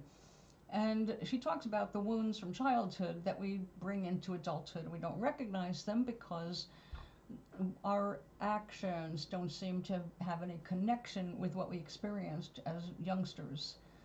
But she shows, like, yeah, when that happened to you, and when nobody was there to help you, or nobody encouraged you when you had this great win, or blah, blah, blah, and you were let down emotionally, you took that into your life, and now you're looking for that approval, that acceptance. It's like Don and Eric Trump, Don Jr., they will never have acceptance by their father, just like their father never was accepted by his parents. His dad used him, but as a person, he sent him to military school hoping that he'd get the shit knocked out of him because they couldn't control him. He was a bastard little bully as a child, and he grew up to just continue to be a bastard bully. So even his mother said, God help us if he ever gets in politics. You know, she knew what a bad person he was. So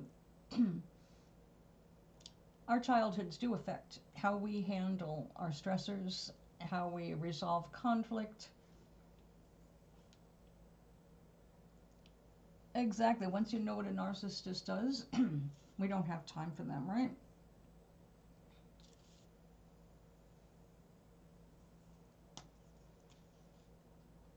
You know, when I finally did some paintings on canvas and I hung them up, and it just kind of like, wow, my paintings are on the wall. I was married to someone who was so narcissistic that anything I liked or did, he did not want on the walls. He even took down some of my work to put his up. Okay, so how creative do you think I was when we were married? I was very creative, but just not, I gave up painting completely.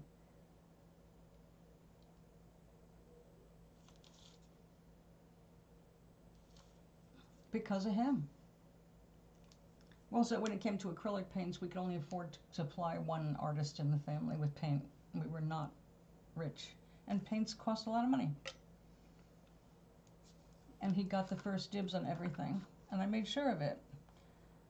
Because I wanted him to succeed with art.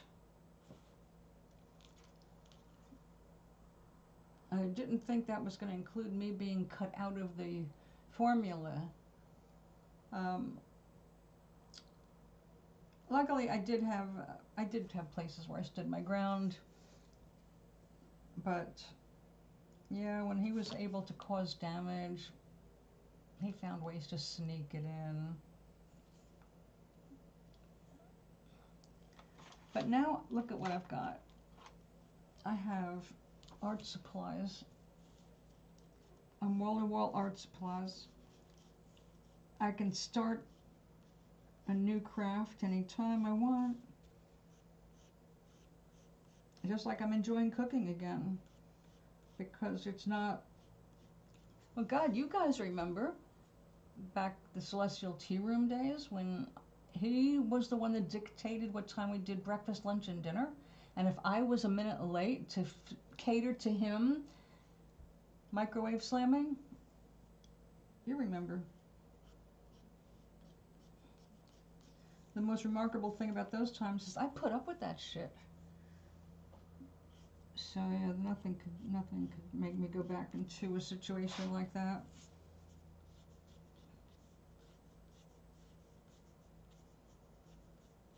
But just because we know that we don't ever want to go back, we don't want to think about it at all. The less we think about that, the better it is for us.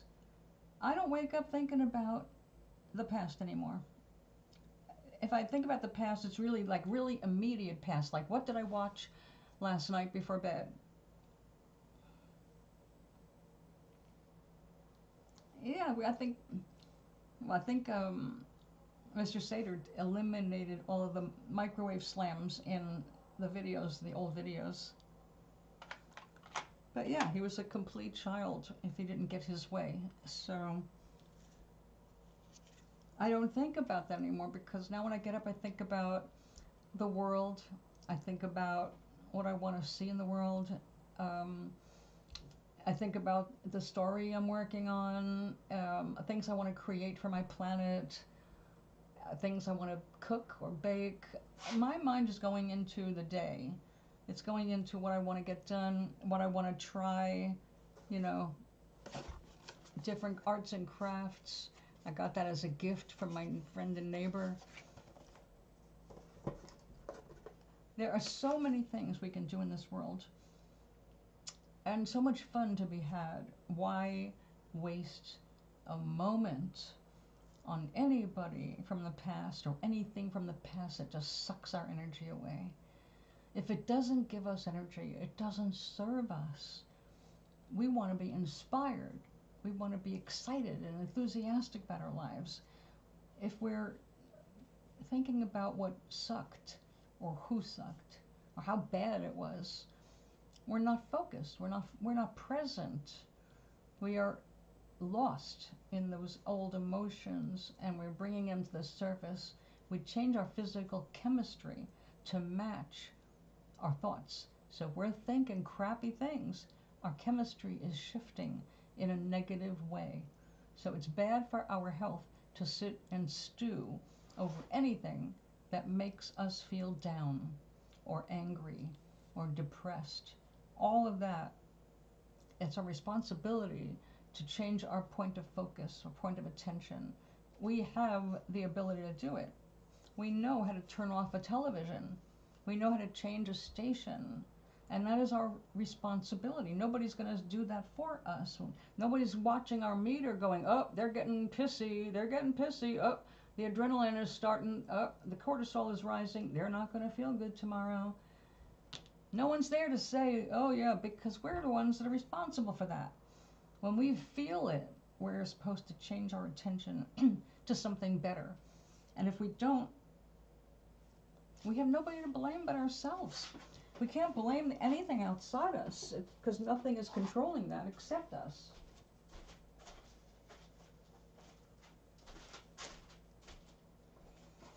When you want to see a loser, and I don't call people losers easily, what I would call a loser, or someone I'm not going to deal with, is someone who just, they have nothing to do but complain. Their life sucks, that sucks, and people suck, da-da-da-da, burn it all to the ground, start all over because I don't know how to fix it. Those are losers. I hear you. I don't want any repeat too.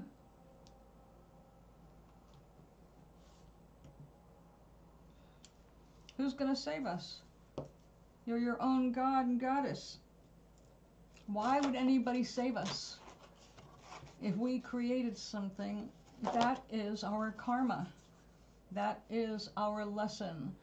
It's not because someone's doing it to us. It's because of what we're continuing to do to ourselves. Why would anybody save us from ourselves? It's us. If you don't like what's going on, it's up to you to change your mindset, change your actions, change your plan.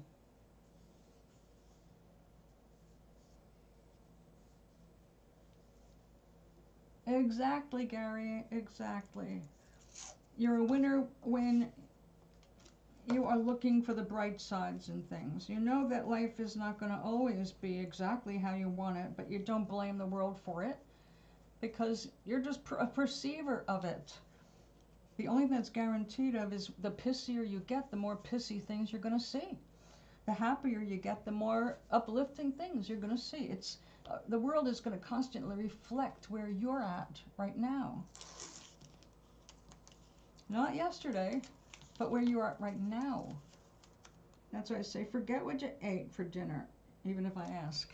Because what you ate yesterday doesn't count anymore. It's what you're going to make to eat today. You can't live off that wonderful meal you had 20 years ago. Nor can you sit down and eat all the food you'll ever need for the rest of your life in one meal. It's not meant to, life's not meant to be lived that way. It's meant to be lived moment by moment. And as much as possible, enjoyed moment to moment. That's why we say sit in gratitude at least 3 times a day for a few minutes. It changes your immune system. But the gratitude is where you're appreciating what you have. I don't want people to think gratitude is sitting there, oh God, thank you so much. Last year sucked and this year is so much better. That is not gratitude. That's being thankful that things are different. But you're still thinking about what's different and you're thinking about the bad. You're bringing it with you. You've got to just sit in the moment and go, today, right now, the temperature in my place is perfect. The sunlight is perfect. The food I have is perfect. The bed I'm sitting on, or the chair I'm sitting on, the bed I'm sleeping on, it's perfect. It feels great. I love the way my nightgown feels.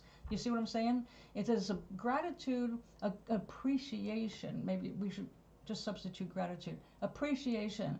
When you take the time to appreciate what you already have, and perhaps what you feel is coming, but the moment it becomes a comparison to what you didn't have, like, I love this apartment because it sucked over there. No, you just dragged yourself back to there. So I don't go back there. It's like, no, I love it here right now. I love where I'm at right now. And when you stay focused like that, you will see your life shift. You will go less and less often into the past because it has less and less power over you as the now becomes more appetizing. What can you do now? You can't eat yesterday's spaghetti dinner again. You can only remember having eaten it. But no matter what you eat, it all ends up in the same place. So again, how long do you want to sit there thinking about yesterday's meal?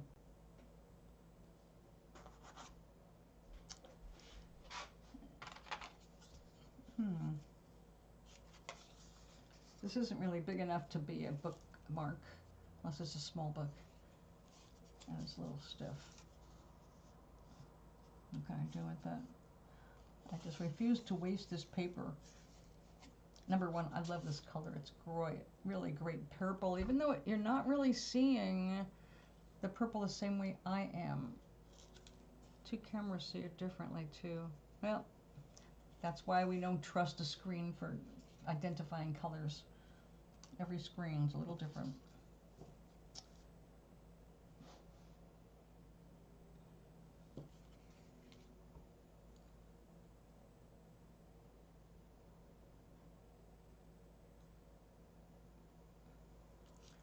I've got this weird butterfly.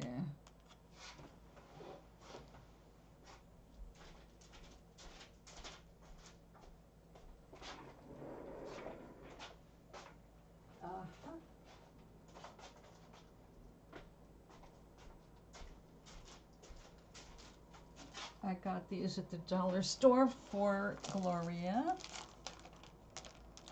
Closet cleaning my brain.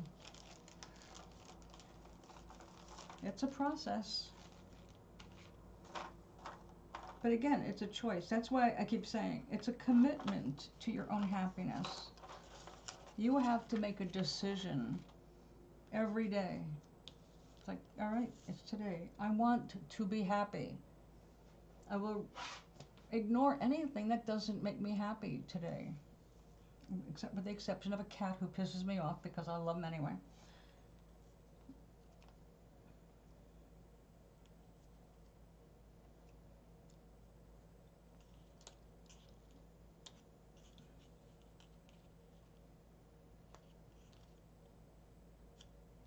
Yep. Well, it's going to kind of get folded in anyway.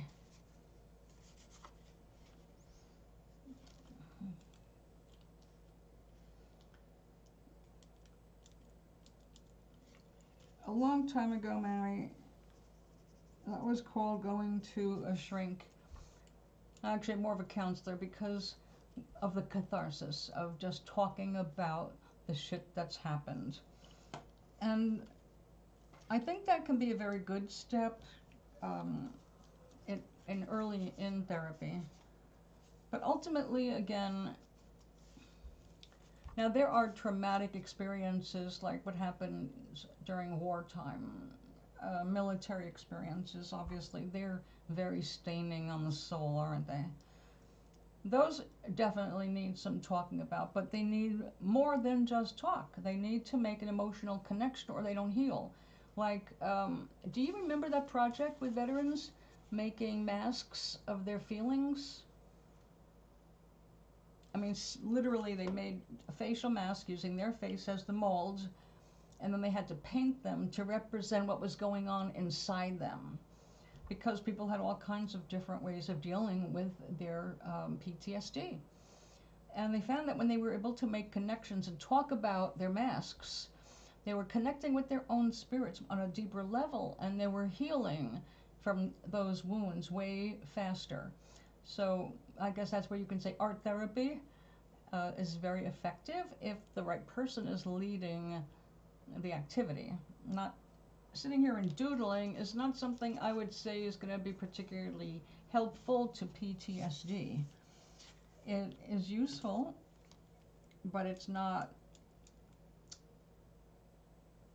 Well, the Zen doodle thing, that is actually physically healing to your neural network in your brain, so that is useful. But just like what I'm doing is nothing I would say, oh, here, do this and you'll feel better, because you won't. Unless you're doing little paintings for a friend of yours, and then you do feel better. So now we've got a couple more cards for her. And her butterflies, the butterfly lady.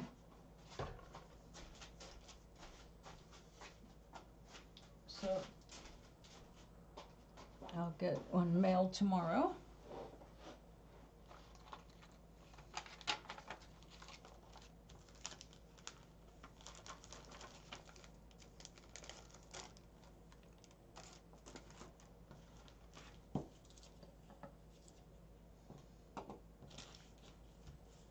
What do you do when a memory comes up that you definitely don't want to be thinking about? What's the first thing you do when it pops into your head?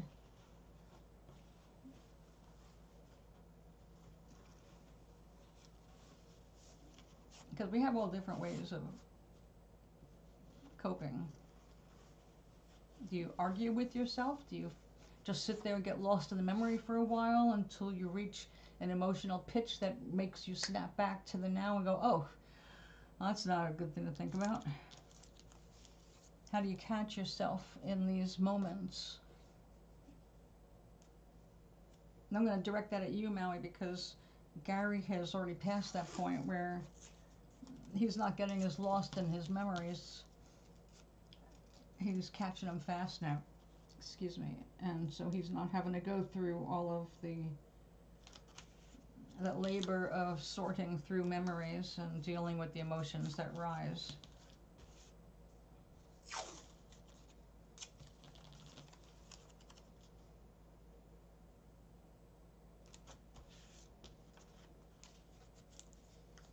You get upset with the other person.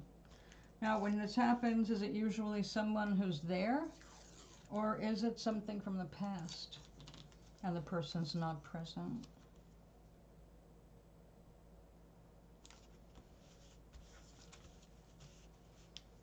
You don't cry. Well, I'm glad. I haven't cried over Glenn in years, like a lot of years.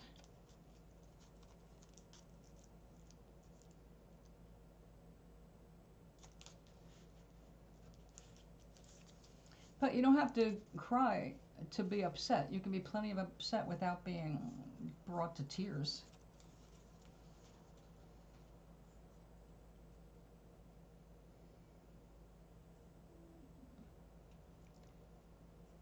Oh yeah, no, you've come a long way. You went through a lot. You went through a lot, and I'm really glad that you got away from that narcissist. But as you know, it's not easy when you first recognize what's going on. It's intimidating. It's painful. It's disorienting. It takes a while to get your ground again. But you did. You did.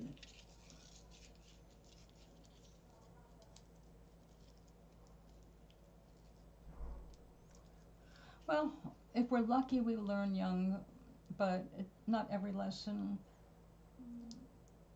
can be sorted when you're young. Sometimes you need the distance of old age.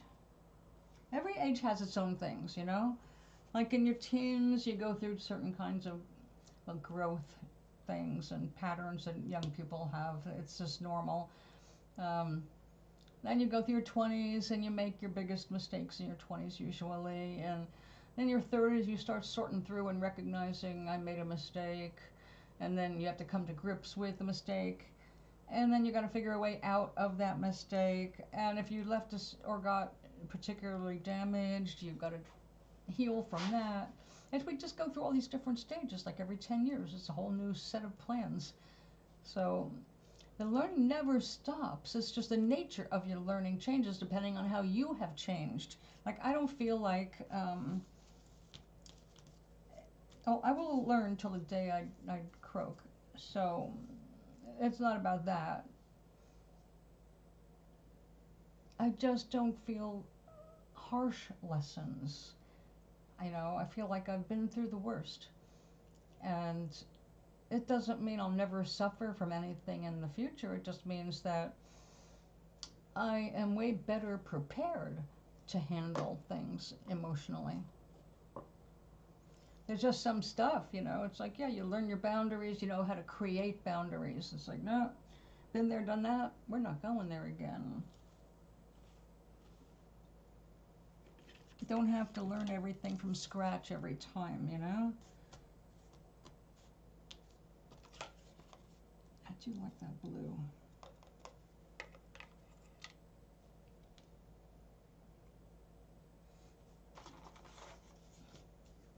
Wait.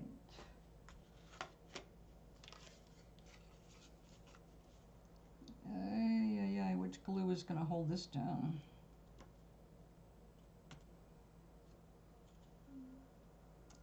I'd go with hot glue, but I don't think that's going to do it.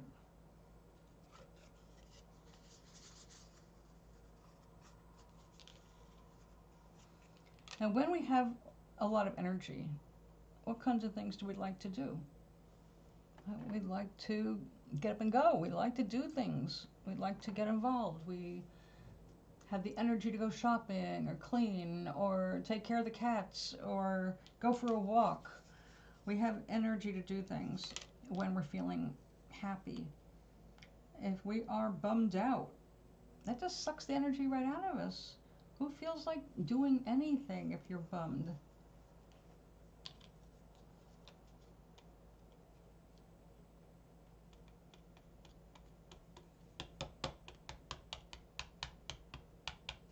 I have to tell you guys, that motivational thing I sent you, the subliminal motivation thing, it's 1 hour long.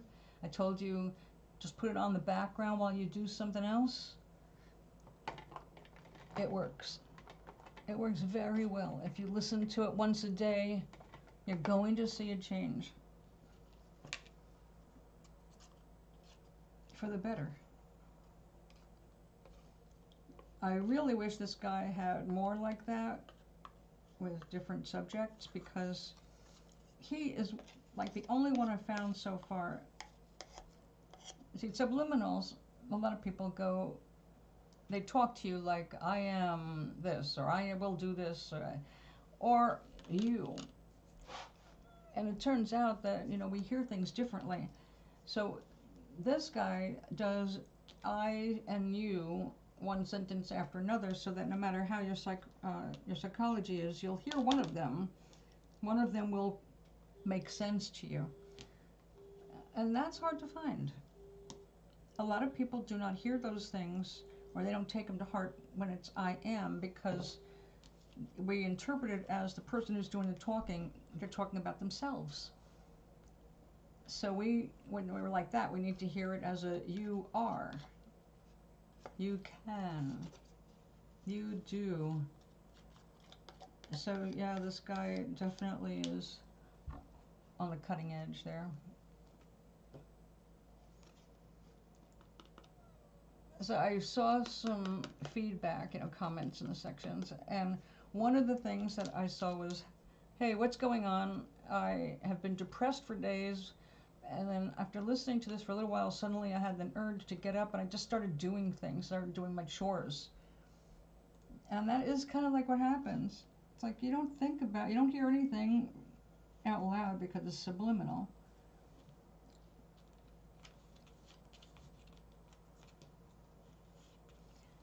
But then suddenly you're just thinking about the things you need to do, the normal things, but you feel a little bit lighter on your feet as you do them. And one thing leads to another, and suddenly you're getting a lot more done than you thought you were going to. You better. One of those words is blocked out. I can see the you better. Oh, that's all I had to say. No, it's not quite like that. What I sent you, if you look in the description of the video, it has an entire list of what the guy is saying behind the scenes. It's disguised so that your conscious mind can't block it, but your subconscious mind hears it.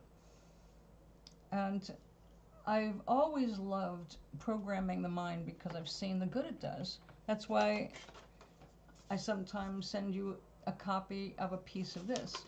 This was the original Ultra Success Conditioning tape, and it comes with a sheet. All of those from this professional line, they were expensive, but it was worth it because you got everything. It told you what was on the tape.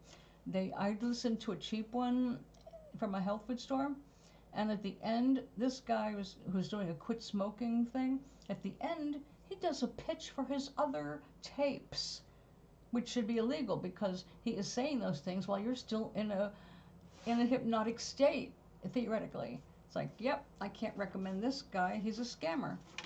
But these people were really professional about it. And if you just, even without hearing it as subliminal, if you just spend a minute every day reading a paragraph of it, just a little bit, if you actually stop and read it, you're teaching your brain what it is you want from it. You're not going to just become a genius. You already are a genius, but you don't access that because you are not thinking that way about yourself. You're thinking most often the opposite. I'm an idiot.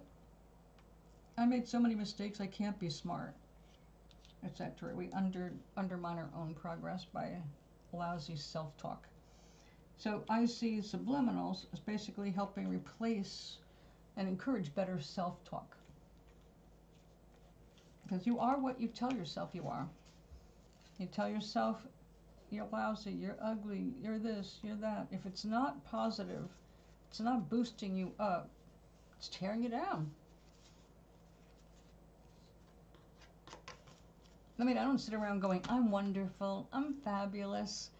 But my self-talk is never, you will almost never ever hear me say something like, I'm an idiot. I mean, you'll never hear me say that. I can make some stupid choices at times, but I'm definitely not an idiot. So catch your self-talk and you'll know what's going on. Your self-talk is telling you who you think you are. And your self-talk is something you can consciously change. You can adjust your self-talk. Catch yourself. Applaud yourself when you succeed at something or you figure something out. And there's no punishment except for your own bad dreams. If you don't do what's good for you, eventually you pay. It's just not something you plan on paying. It just happens.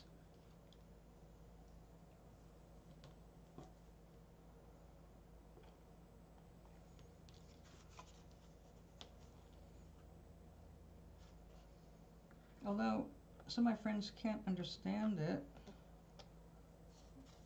and with some of them I know there's no sense in trying to tell them. Like, how are you so lucky? Because sometimes I'll just have things happen and they'll be like, wow, aren't you lucky? I go, just lucky, I guess.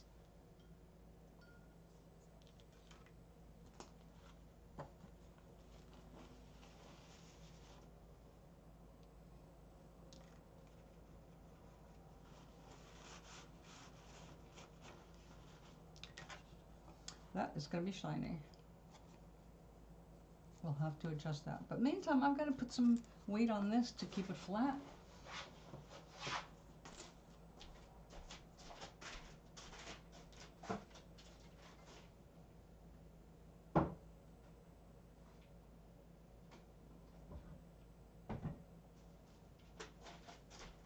Okay. All right. You know what else I am getting? I am getting a pickle jar. No, it doesn't come with pickles. It's for me to make pickles in the jar. It's so cool looking. I got it because of the shape of it. It's small enough for me to keep around. It's like a gallon. But a lot of the pickle jars they've got a beautiful shape to them and they're very attractive, and I've got no place to put something like that. So I found one that's just more of a container. The part that's so cool is you make your brine, your pickling solution, and you put your pickling stuff in it, the spices, and then whatever you want to pickle, like sliced onions and whatever mix of things. And then it fills up, right? The whole thing is full. But then if you want to take a pickle out or something out, you turn it upside down, so all of the fluid goes into the bottom, and then you can just take out what you want without polluting your solution. Because if you're going to have a long-running pickle jar, you've got to be very careful. First of all, you watch the pH. I also ordered pH strips, and you have to make sure you don't introduce bacteria because you don't want to kill yourself. Well, if I had my druthers, I would have gotten one of those nice ceramic pickle jars, like a Japanese style. This one is, I think, silicone. Maybe silicone and glass. Whatever it is, it looks like it's the right size. That was the #1 consideration. The fact that it drains the fluid away from you so you can remove the pickled stuff was just coincidentally good. But I'm excited.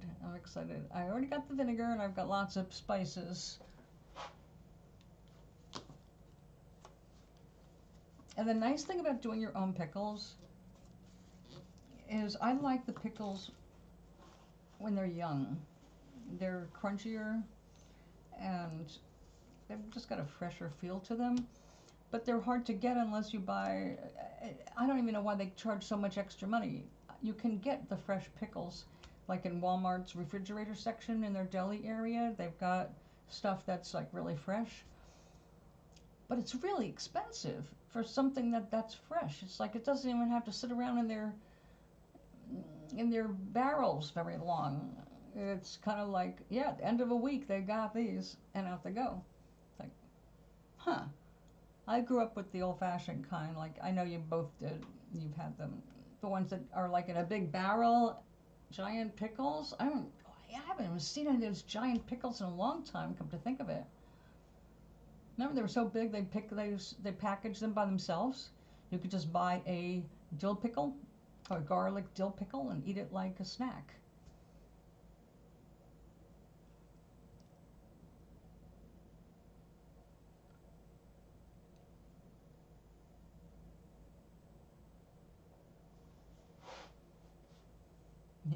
You better. I keep looking at the you better. Now, we don't want to threaten ourselves. We want to soothe ourselves. We want to uplift ourselves, because you can't count on other people to do that. I mean, people are busy with their own lives. We can't expect that they're going to just, stop what they're doing to make us feel better. That's our job. Okay, this is acrylic ink, very much diluted, but not enough for this. This, when it dries, will not move, and that's what I want for backgrounds right now.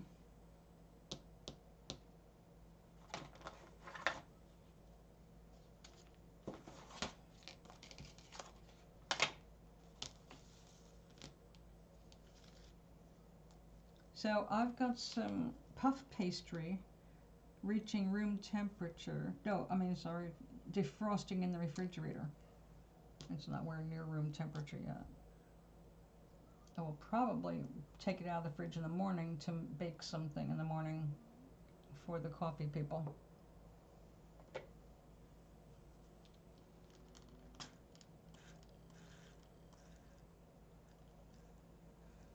I haven't decided what though. I love puff pastry. It really makes simple, fast desserts look gorgeous. Yes, that was it, right? Oh, how cool, Gary. The whole city smelled like pickles. That I have never experienced. I mean, I've been in the deli and I can smell the barrels of pickles because they did have barrels of pickles, but not the whole city. That's cool. I lived in the area of where they made the first sriracha in Southern California. I think it was in Walnut. Anyway, the problem with doing that, they had some complaints because, when you cook pepper sauce, man, it can sting. I know because I used to make it as a bug spray from my garden. Hot peppers, garlic, onion, cook them all together, strain it out, and that water is potent shit. Well, if you're in the valley, not like the Valley Girl Valley, Southern California Valley, it's the valley like this, and the smog, the pollution just sits there in the summer. It's really hard to get a breeze going through. That's why they used to have smog alerts, because it would get into the bowl and then it had nowhere to go.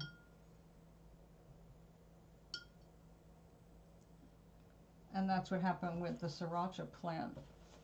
While it was cooking down all those peppers, the exhaust would fill the neighborhood with, like pepper gas. It was just, it could be really stinging.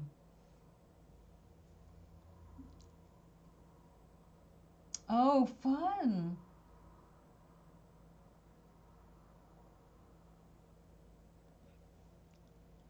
I would love that.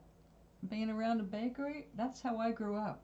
There is no more comforting smell to me than bread baking. Not just because that's a generally comforting smell, but because that's a family smell.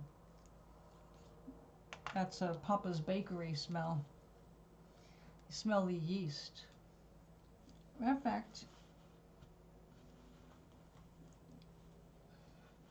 I was in Massachusetts and I went into a vegan restaurant with my sister. And it was a real cute thing, but it was an old building. And when I walked around to get to the bathroom or something, I remember as soon as I saw it and I smelled the yeast, it was like, they did baking here. This is a place where they did baking for sure. I know this smell. I remember it from a little kid smell. And sure enough, it had been a bakery. So, like, yeah, the smells, they really, very strong memories.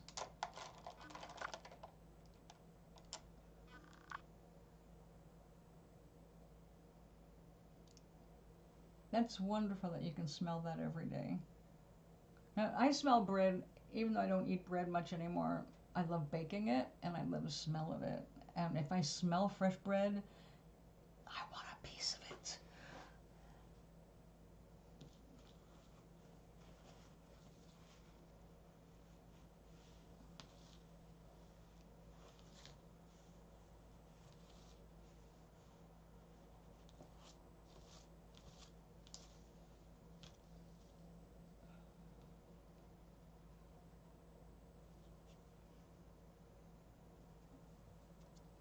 Come on, I don't want any drops forming.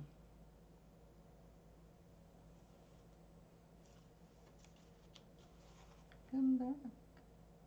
There you go.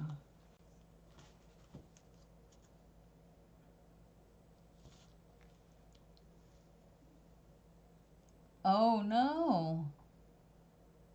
Oh. Oh, that's terrible.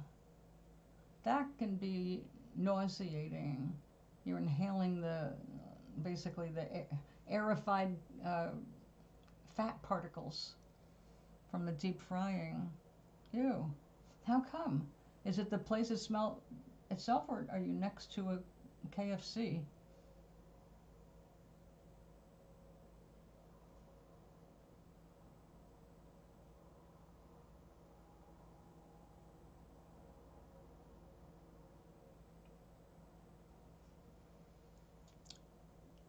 That is one smell I have not dealt with growing up. We did almost no fried food growing up.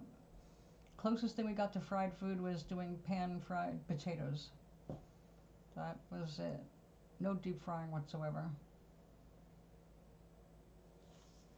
Although if we went to the deli, we could get a deep fried knish, and knishes were good deep fried.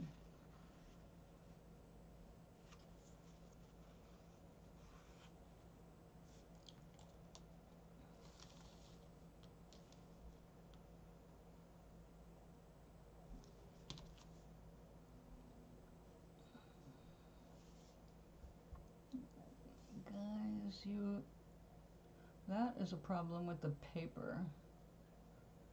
Cheap paper eventually shows its stripes, its flaws, and how it takes pigment. This one is not bad. Look at that. Maybe I better do a second wash the other way. I really don't want it dark though.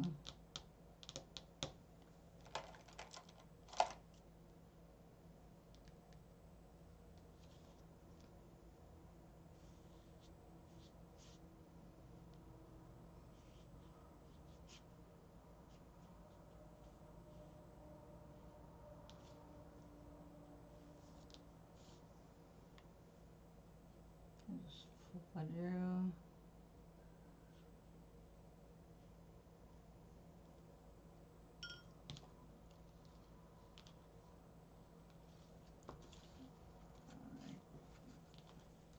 Just a little lift, make it stay on the bottom.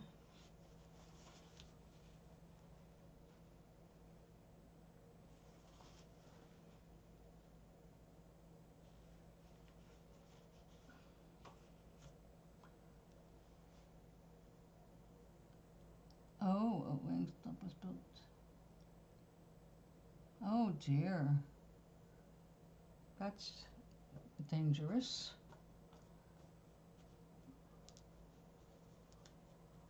Wow. You know, I remember when I moved into Ruffton, it was very much the kind of town I wanted to live in, or have make it accessible to where I was. I was 7 miles from that, but it had the traditional kinds of stuff. It had a really old jewelry store, a really old pharmacy, an old stationery store. It was like, yeah, we're back a little ways here. It's really nice to see. We had a little hardware store that was not a major name. It was a family-owned hardware store. The whole street was like that. It was great. And then Walmart opened. You know what happens after that? The entire downtown had to redevelop itself because it lost all the old things. People stopped going to the hardware store because we had a super Walmart. And super Walmart, you know, they carry everything from tires to groceries and clothes. And so basically all those little stores, the little boutiques, all of that went under. We got a homemade ice cream store from a doctor who retired and always wanted to make ice cream. So he made a nice ice cream store, really good ice cream. But others just went plain out of business. And one storefront became, actually one very large one, it had been an antique mall and it became a children's museum. But by the time they got all the funding and opened the children's museum, there were no more children in town because their parents had to move to get jobs because Walmart closed all the stores. Yep. And now Amazon is the whore. Yeah, they've been just getting worse and worse. What they're doing is worse and worse. Although I have to really laugh at their little donation to Melania. They lost some big money on that. Well, not that big for me to consider. She got $25 million just because her licensing for her name, I guess. And it cost them $40 million, I think, right? $40 million to do the movie. And they anticipate hopefully making $1 million back. Nobody wants to book it. Nobody wants to watch it. People were calling their theaters that were having it, like, how many seats, how many tickets were sold? 0, 0, 0, 1, 2, but nobody showed up. Like, the whole world has basically said, fuck you. We're hip to your grifts. Just fuck you. Africa banned it. It won't even be shown in Africa. They said, we're not showing a dictator wannabe's wife's stupid movie. It's not like she's done anything.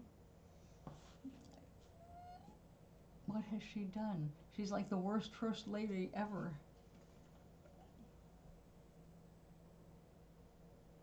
No, I'm not afraid to know anything about her. It'll all come out.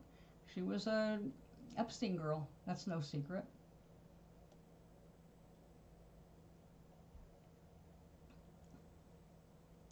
She was trained early on to help bring girls to the club. And they also started doing plastic surgery on her really young.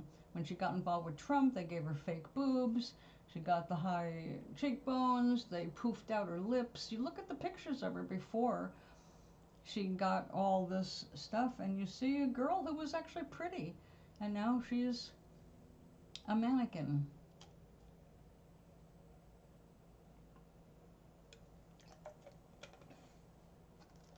I feel the same way.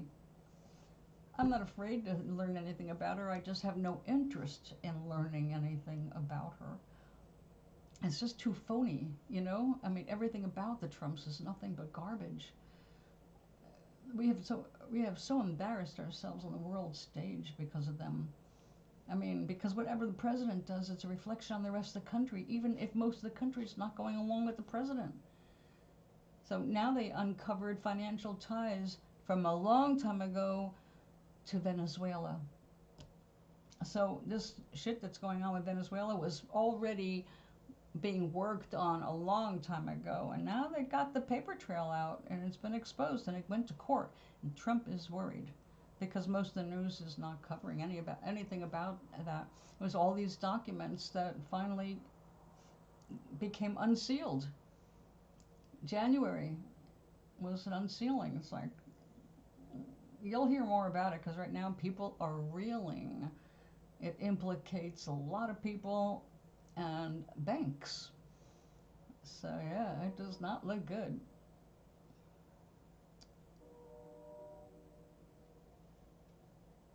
Well, very much like it. Yeah. Yeah, very much like it. It's like Weekend at Bernie's. They don't want to kill anymore. They do business. It's not corporations. They don't do killing.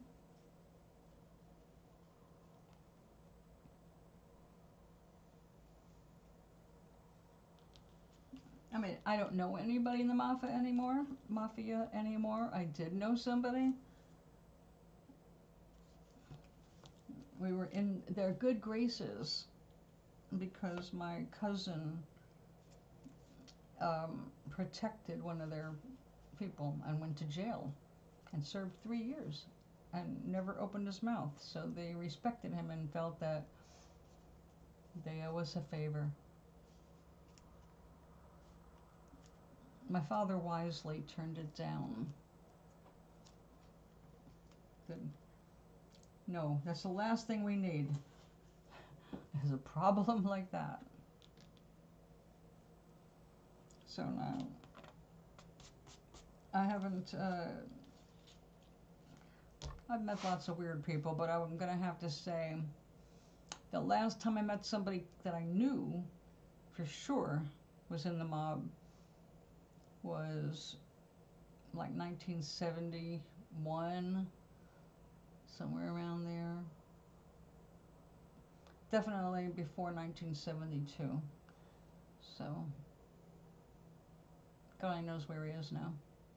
And then there were others I suspected of ties, but I would never be so rude as to approach anything like that. But I do know a restaurant. I know a few restaurants, but I know one in particular that's not that far. It's just one state over. Amazingly good food. Oh my goodness. Really, really good. That's where I discovered white bean soup with escarole. Very Italian. Very delicious. I started off with a cup, and after a sip, I was like, I want a bowl of this. This is my meal. This is great. So, really good food. That's in Providence, Rhode Island. So, the people from the neighborhood, they ate there. Good food, good food. My mother told me her mother was in the mafia. Your mother said that?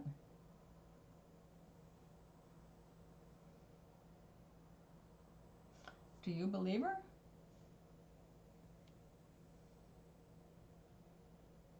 Because your mom had some illusions back in the day. So I don't know. I don't know.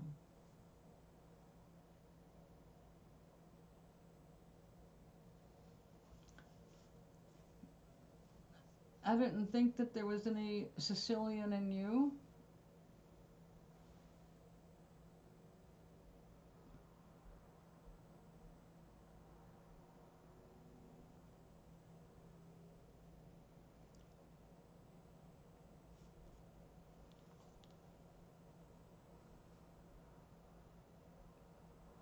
I'm glad that my family history has plenty of drama, but not that kind of drama. My ex-best friend was an actual descendant of Al Capone. It was her grandmother's family. When her grandmother came over from Italy, they changed their name so that there would be no connection to Al. So Capone became Cavino. Still very Italian.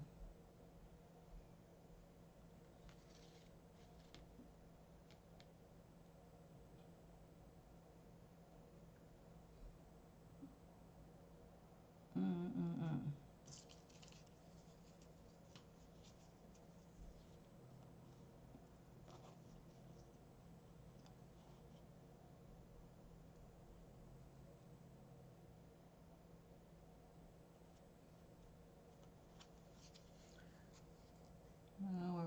to put, no, it's wrong shape. I like that.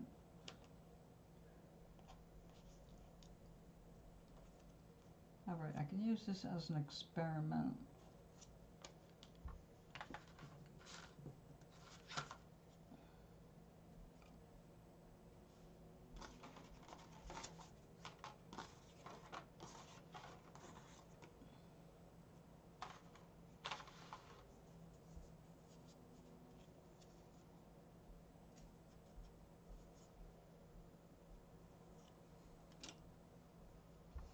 Okay, when we are creating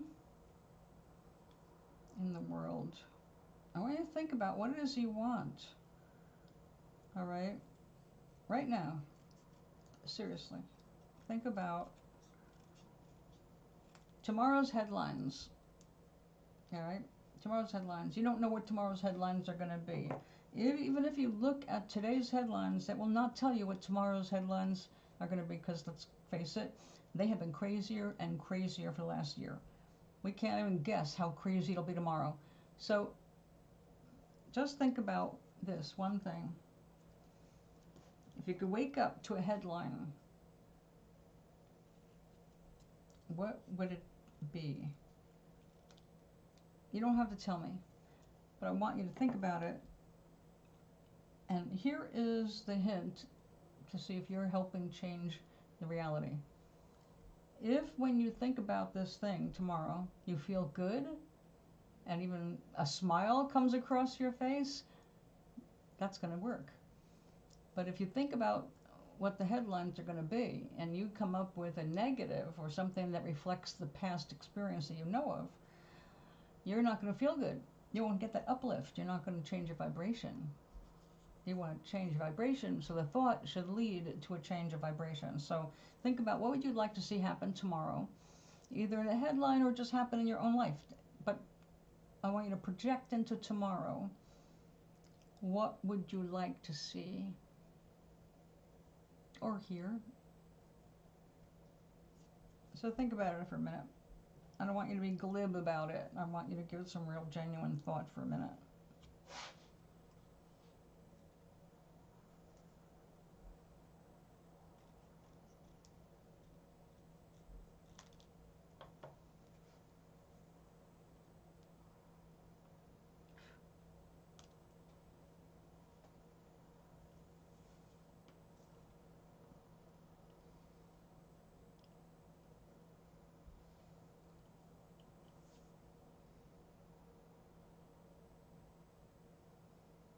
What do you think?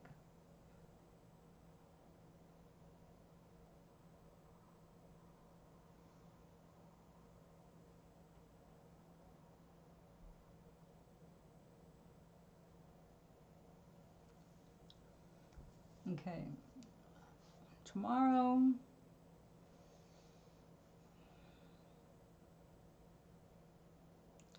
I want to hear that the storm headed up here is going to stay in the water and not go far ashore, if at all, on shore.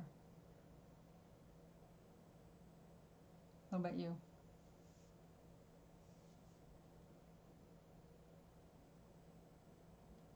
Just one thing, not changing your whole world, just come up with one thing that you'd like to see tomorrow. In your personal life or the world at large.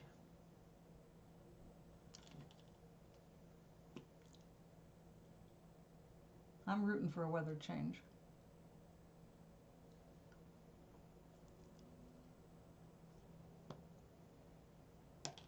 What about you, Gary?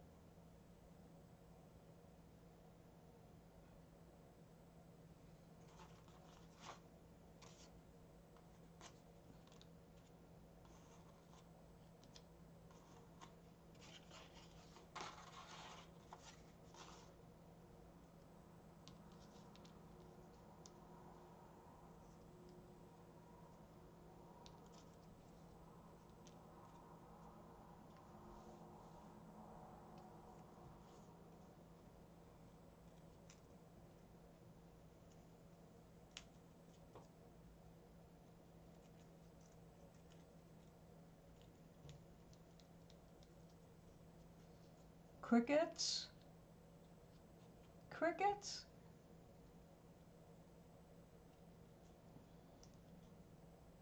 You can't think of one thing you'd like to see happen tomorrow in your own life?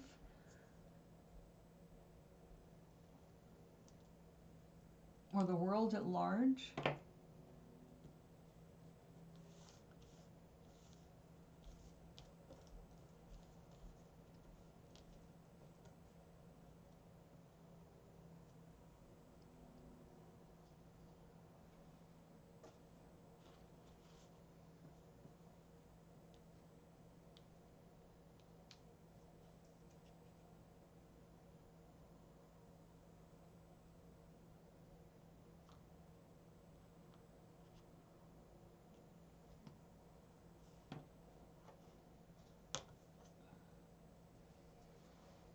I hate this cold weather. You're telling me what you hate.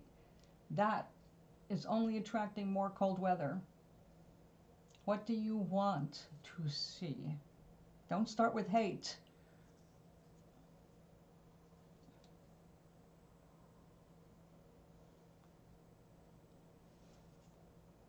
I didn't ask you what the weather said. I asked you what do you want. What would you like to see tomorrow? See, getting focused is essential to seeing your dreams come true. If you get distracted by what is that you don't like, you're focusing on what you don't like. Therefore, you're creating more of what you don't like.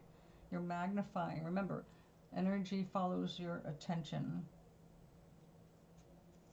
So yeah, it is going to get colder, they say. But that cold can come with things or not, right? It can come with snow, it can come with ice, it can come with neither. Just it can come with a lot of wind or very little wind.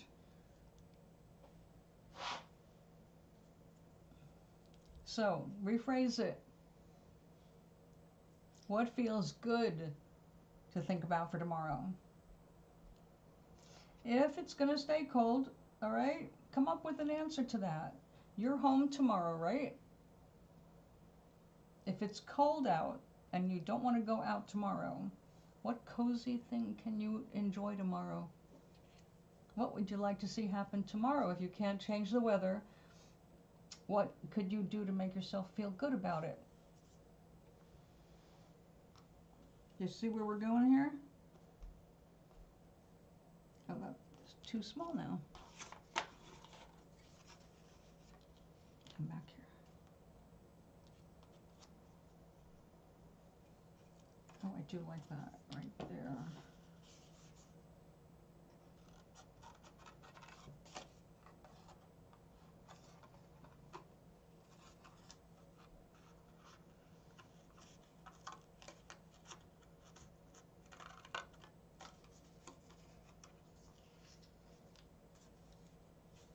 Like, I just got hot cocoa delivered.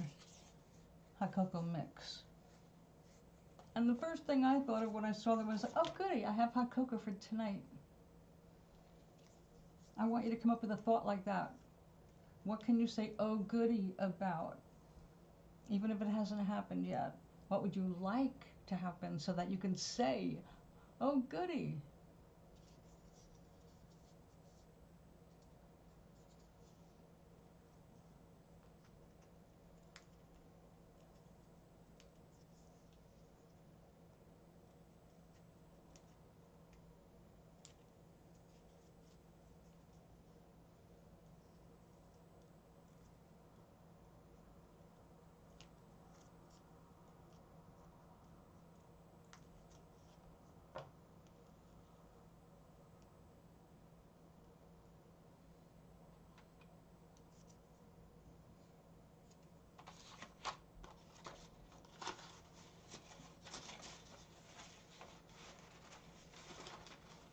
Hmm.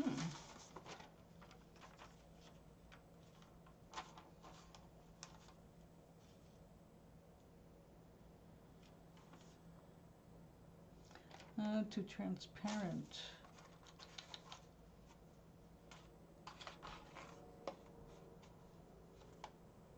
All right, let me think. Think.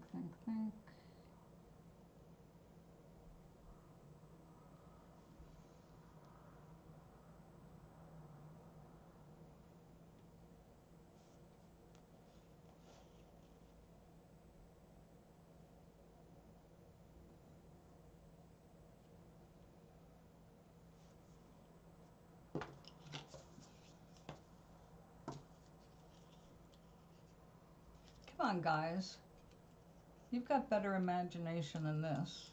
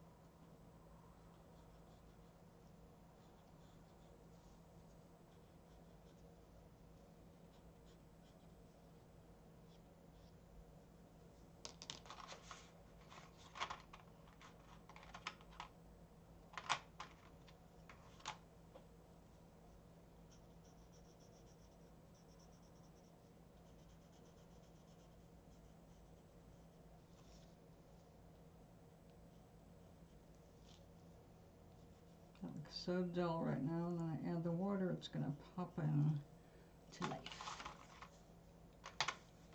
Chocolate frosting, chocolate raspberry.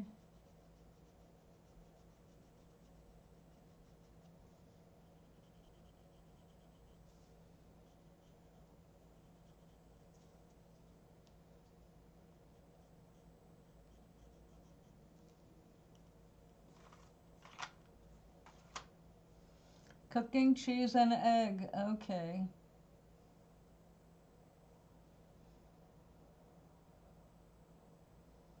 Yeah, you have to pay attention to that, definitely.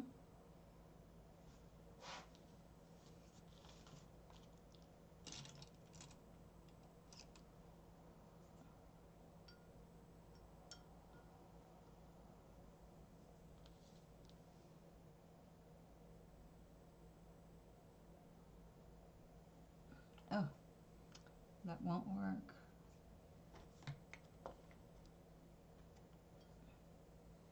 All right, I see you've sent me a video.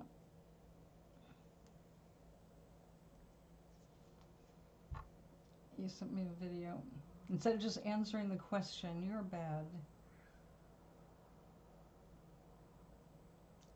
It looks like I'm very smoky. Cute. I'll show Gary. All right, Gary, check this out.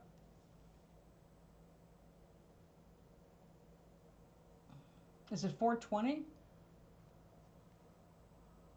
No, not even 4 yet.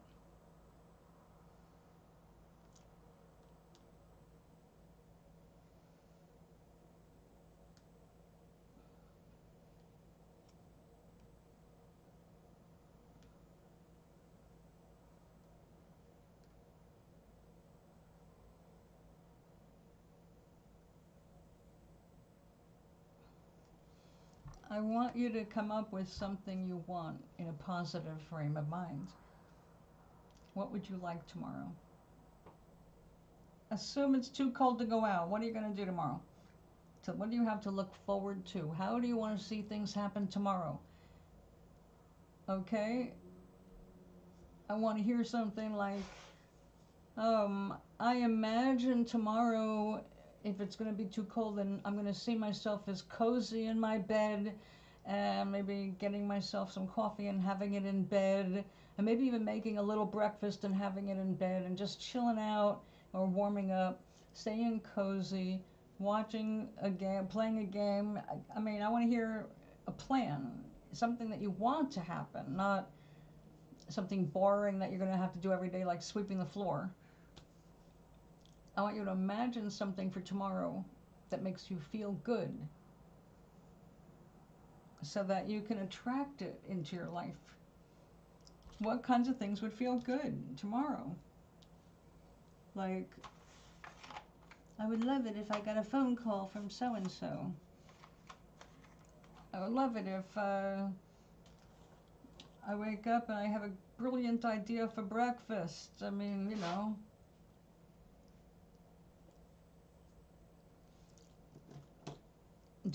Whatever you dwell on, you're attracting. That's the point.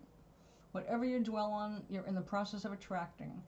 Whether it's good or bad, the universe doesn't judge what you're thinking about. It just gives you more of whatever you're thinking and feeling about. That's why we want to pay attention to being happy.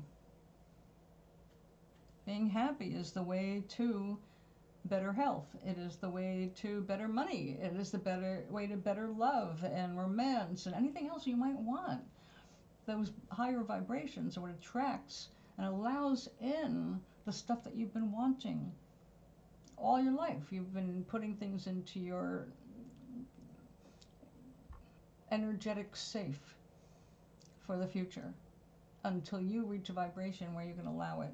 But if you don't practice getting into a higher state of mind, if you don't practice getting into that higher vibe, it's not going to happen as fast.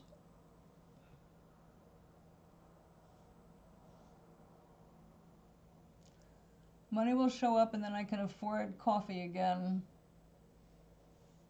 Are you out of coffee right now?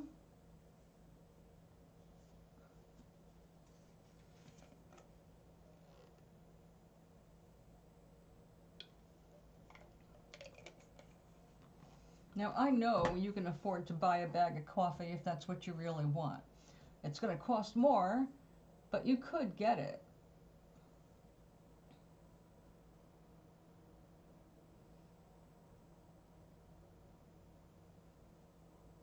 There's enough leeway in your budget to afford a bag of coffee, no matter how much they charge for it.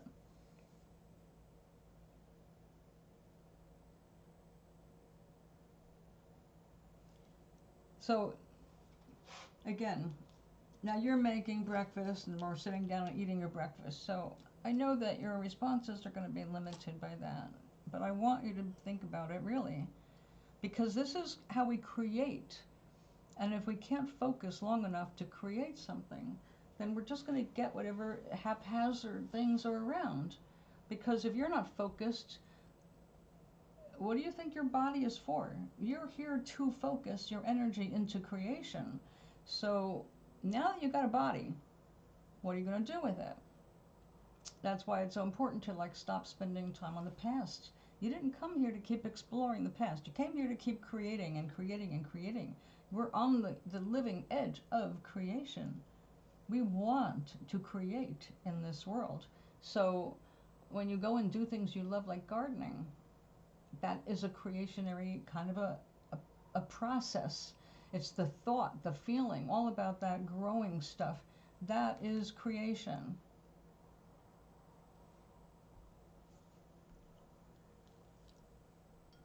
Well, I know that you've been able to purchase a lot of extras this year. So that getting something like coffee would mean maybe you can't get something extra, but coffee is kind of something you love. But the point is, if you're focusing on that you can't afford coffee, you will never be able to afford coffee. The self-talk should be more like you started.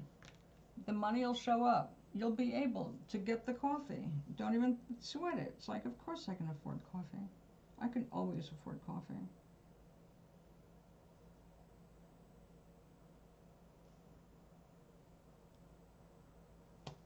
But if you're thinking about it and stressing, you're pushing the coffee away. If you think about it and think about it with a smile on your face, like, oh yeah, I can smell that in the morning, that just uplifts me. It's such a good feeling. I do love my coffee. But if you stop and there's no smile on your face, you have just pushed it further away. So you've got to get to that state of enjoying the thinking part of it. Before it becomes a physical reality, it's got to be a reality in your mind, a pleasing reality, not I can't afford it. I'm thinking about coffee, but damn, I don't know when I'll be able to afford it next. That'll keep you not getting coffee. So yeah, you were on the right track, that money will show up for coffee. So try and improve on that thought. It's like, of course I'll have coffee. I'm never short on coffee. No matter how bad things get, coffee shows up in my existence. Just when I ran out, someone invited me out for a cup of coffee.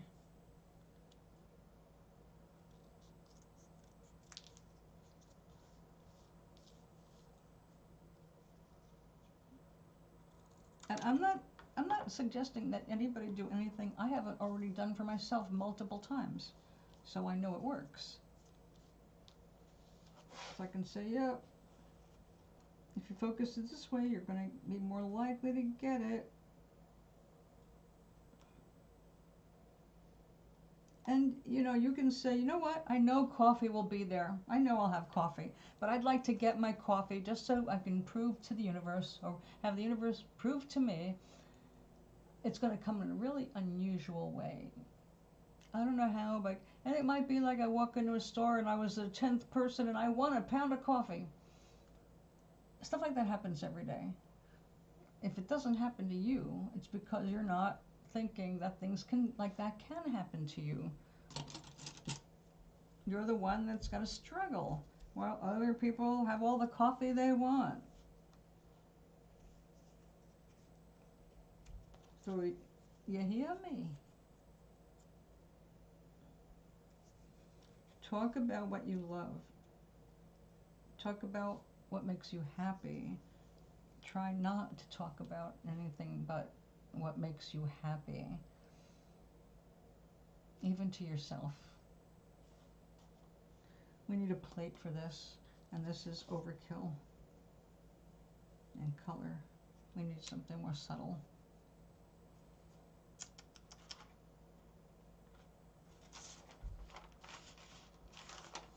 Too transparent.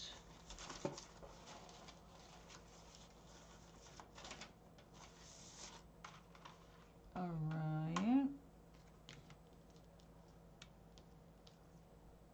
Too small. Now I need another piece of paper.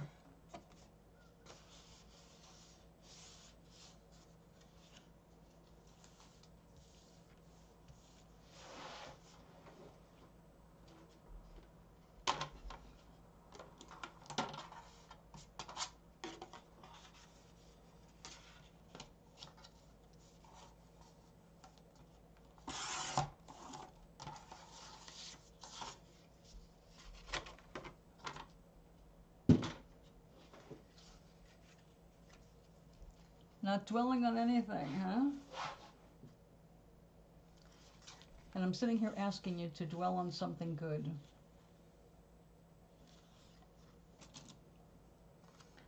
I know this may come as a shock after 18 years, but I still get up in the morning and try to think of things to give you to do, to change your brain waves, to improve your lot in life so things go smoothly. Or smoother. New opportunities come up for you.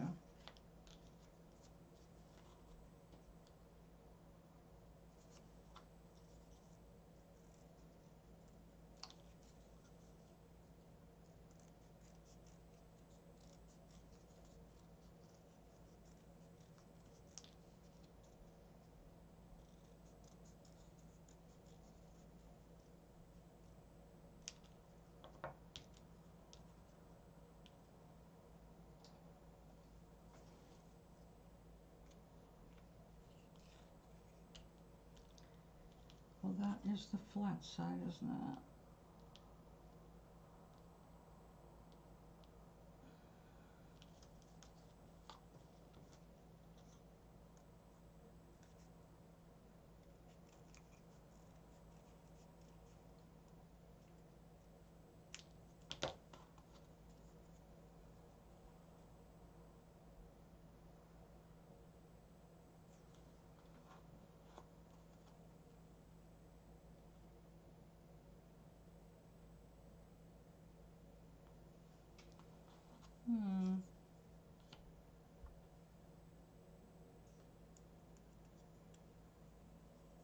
Oh, hello.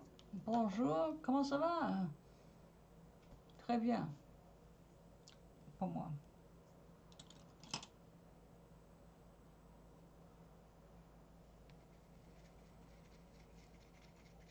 What are you up to tonight?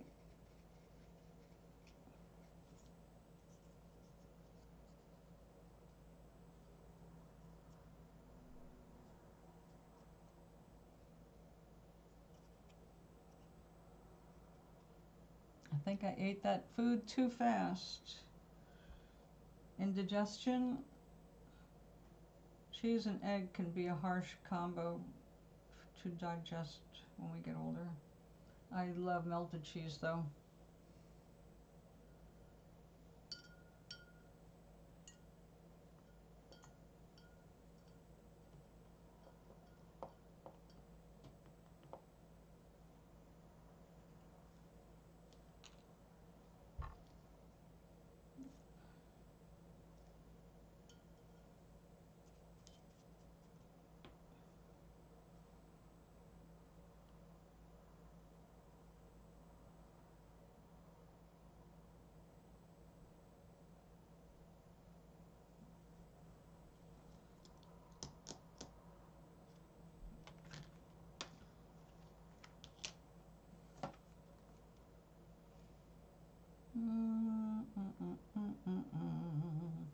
Yeah, let's go for that.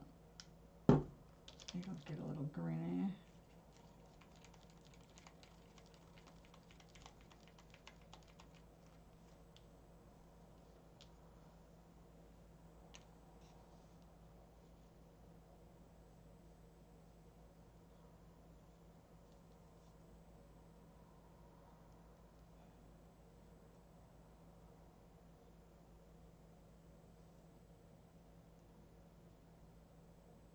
Okay, you're gonna have to dry before I can mess with you anymore. I think I'll throw a little more there.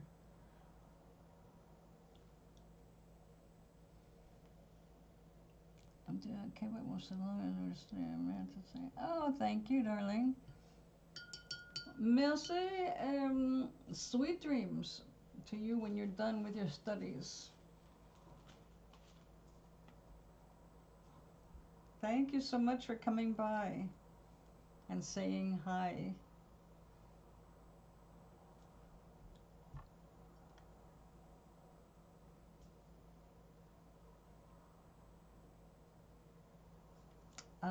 I'll be back on Sunday morning.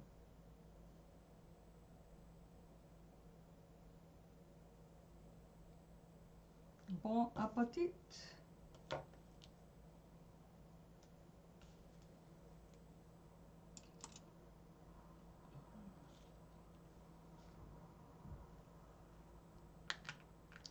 Tonight, I have so many options. But I'm going to probably choose something easy because I have baking to do and I've got to be ready for tomorrow morning. So I'm getting repairs made in the kitchen.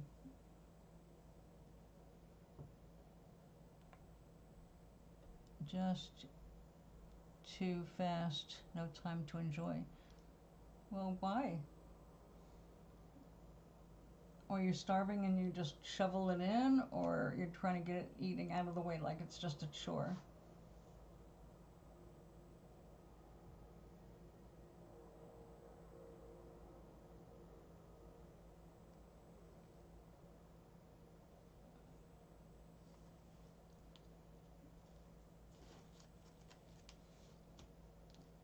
Okay, stay there.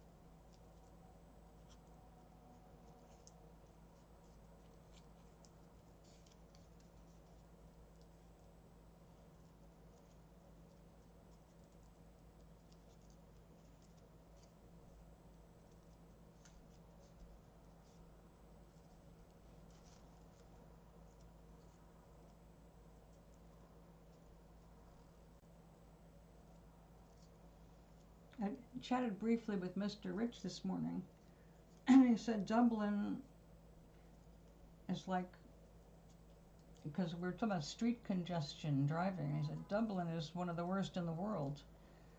The United States, we came down to number 102 or something like that on the list for crowded streets.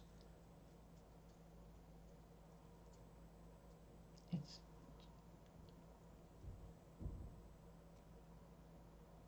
just no time to enjoy, not enough time to enjoy. It started to get good too. I don't think I understand. Why are you rushing your food? Is there a reason? Is somebody coming to get you?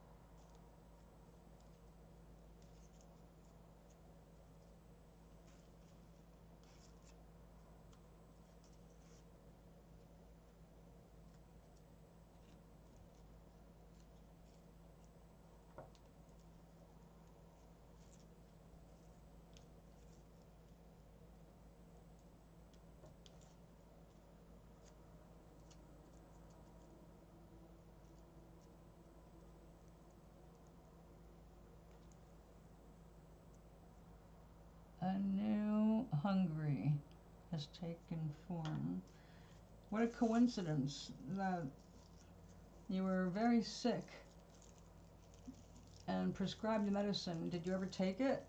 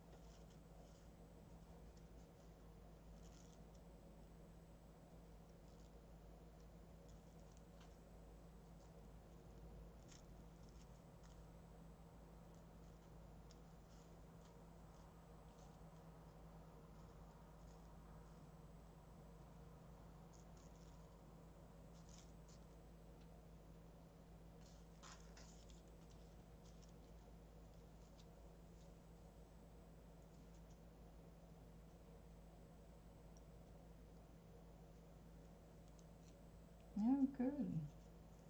Sounds like you got something to tell them.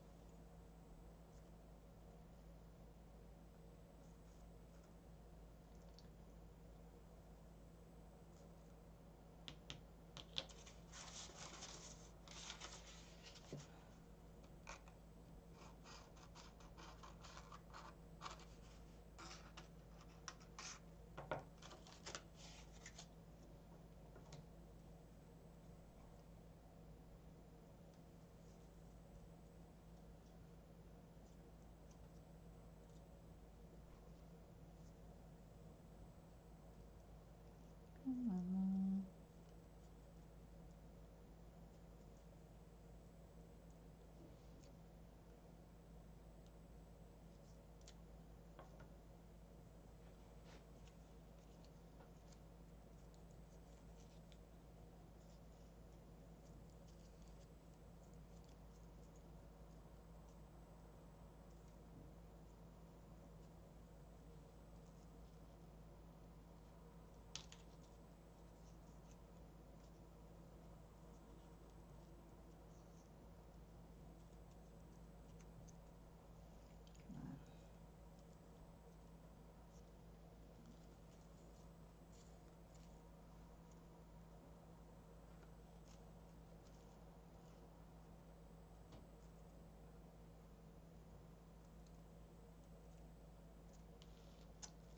All right. I will mess with this tomorrow.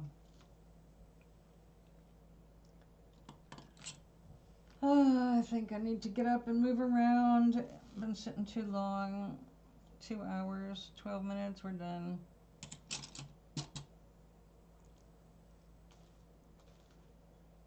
Okay, I'll be back, not tomorrow. Be back Saturday. Definitely Sunday, but tomorrow I'm busy taking care of business around here.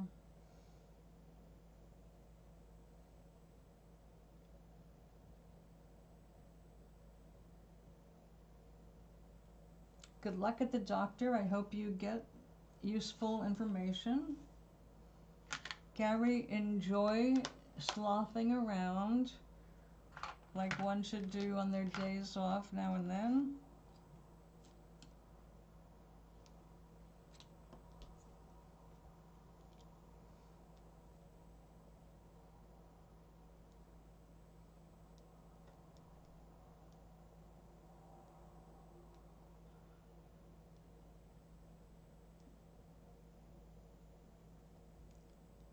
Come on, not.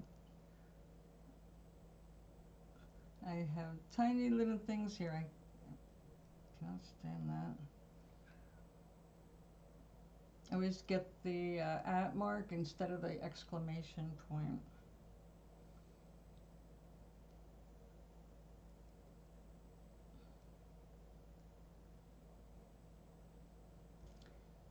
Aloha.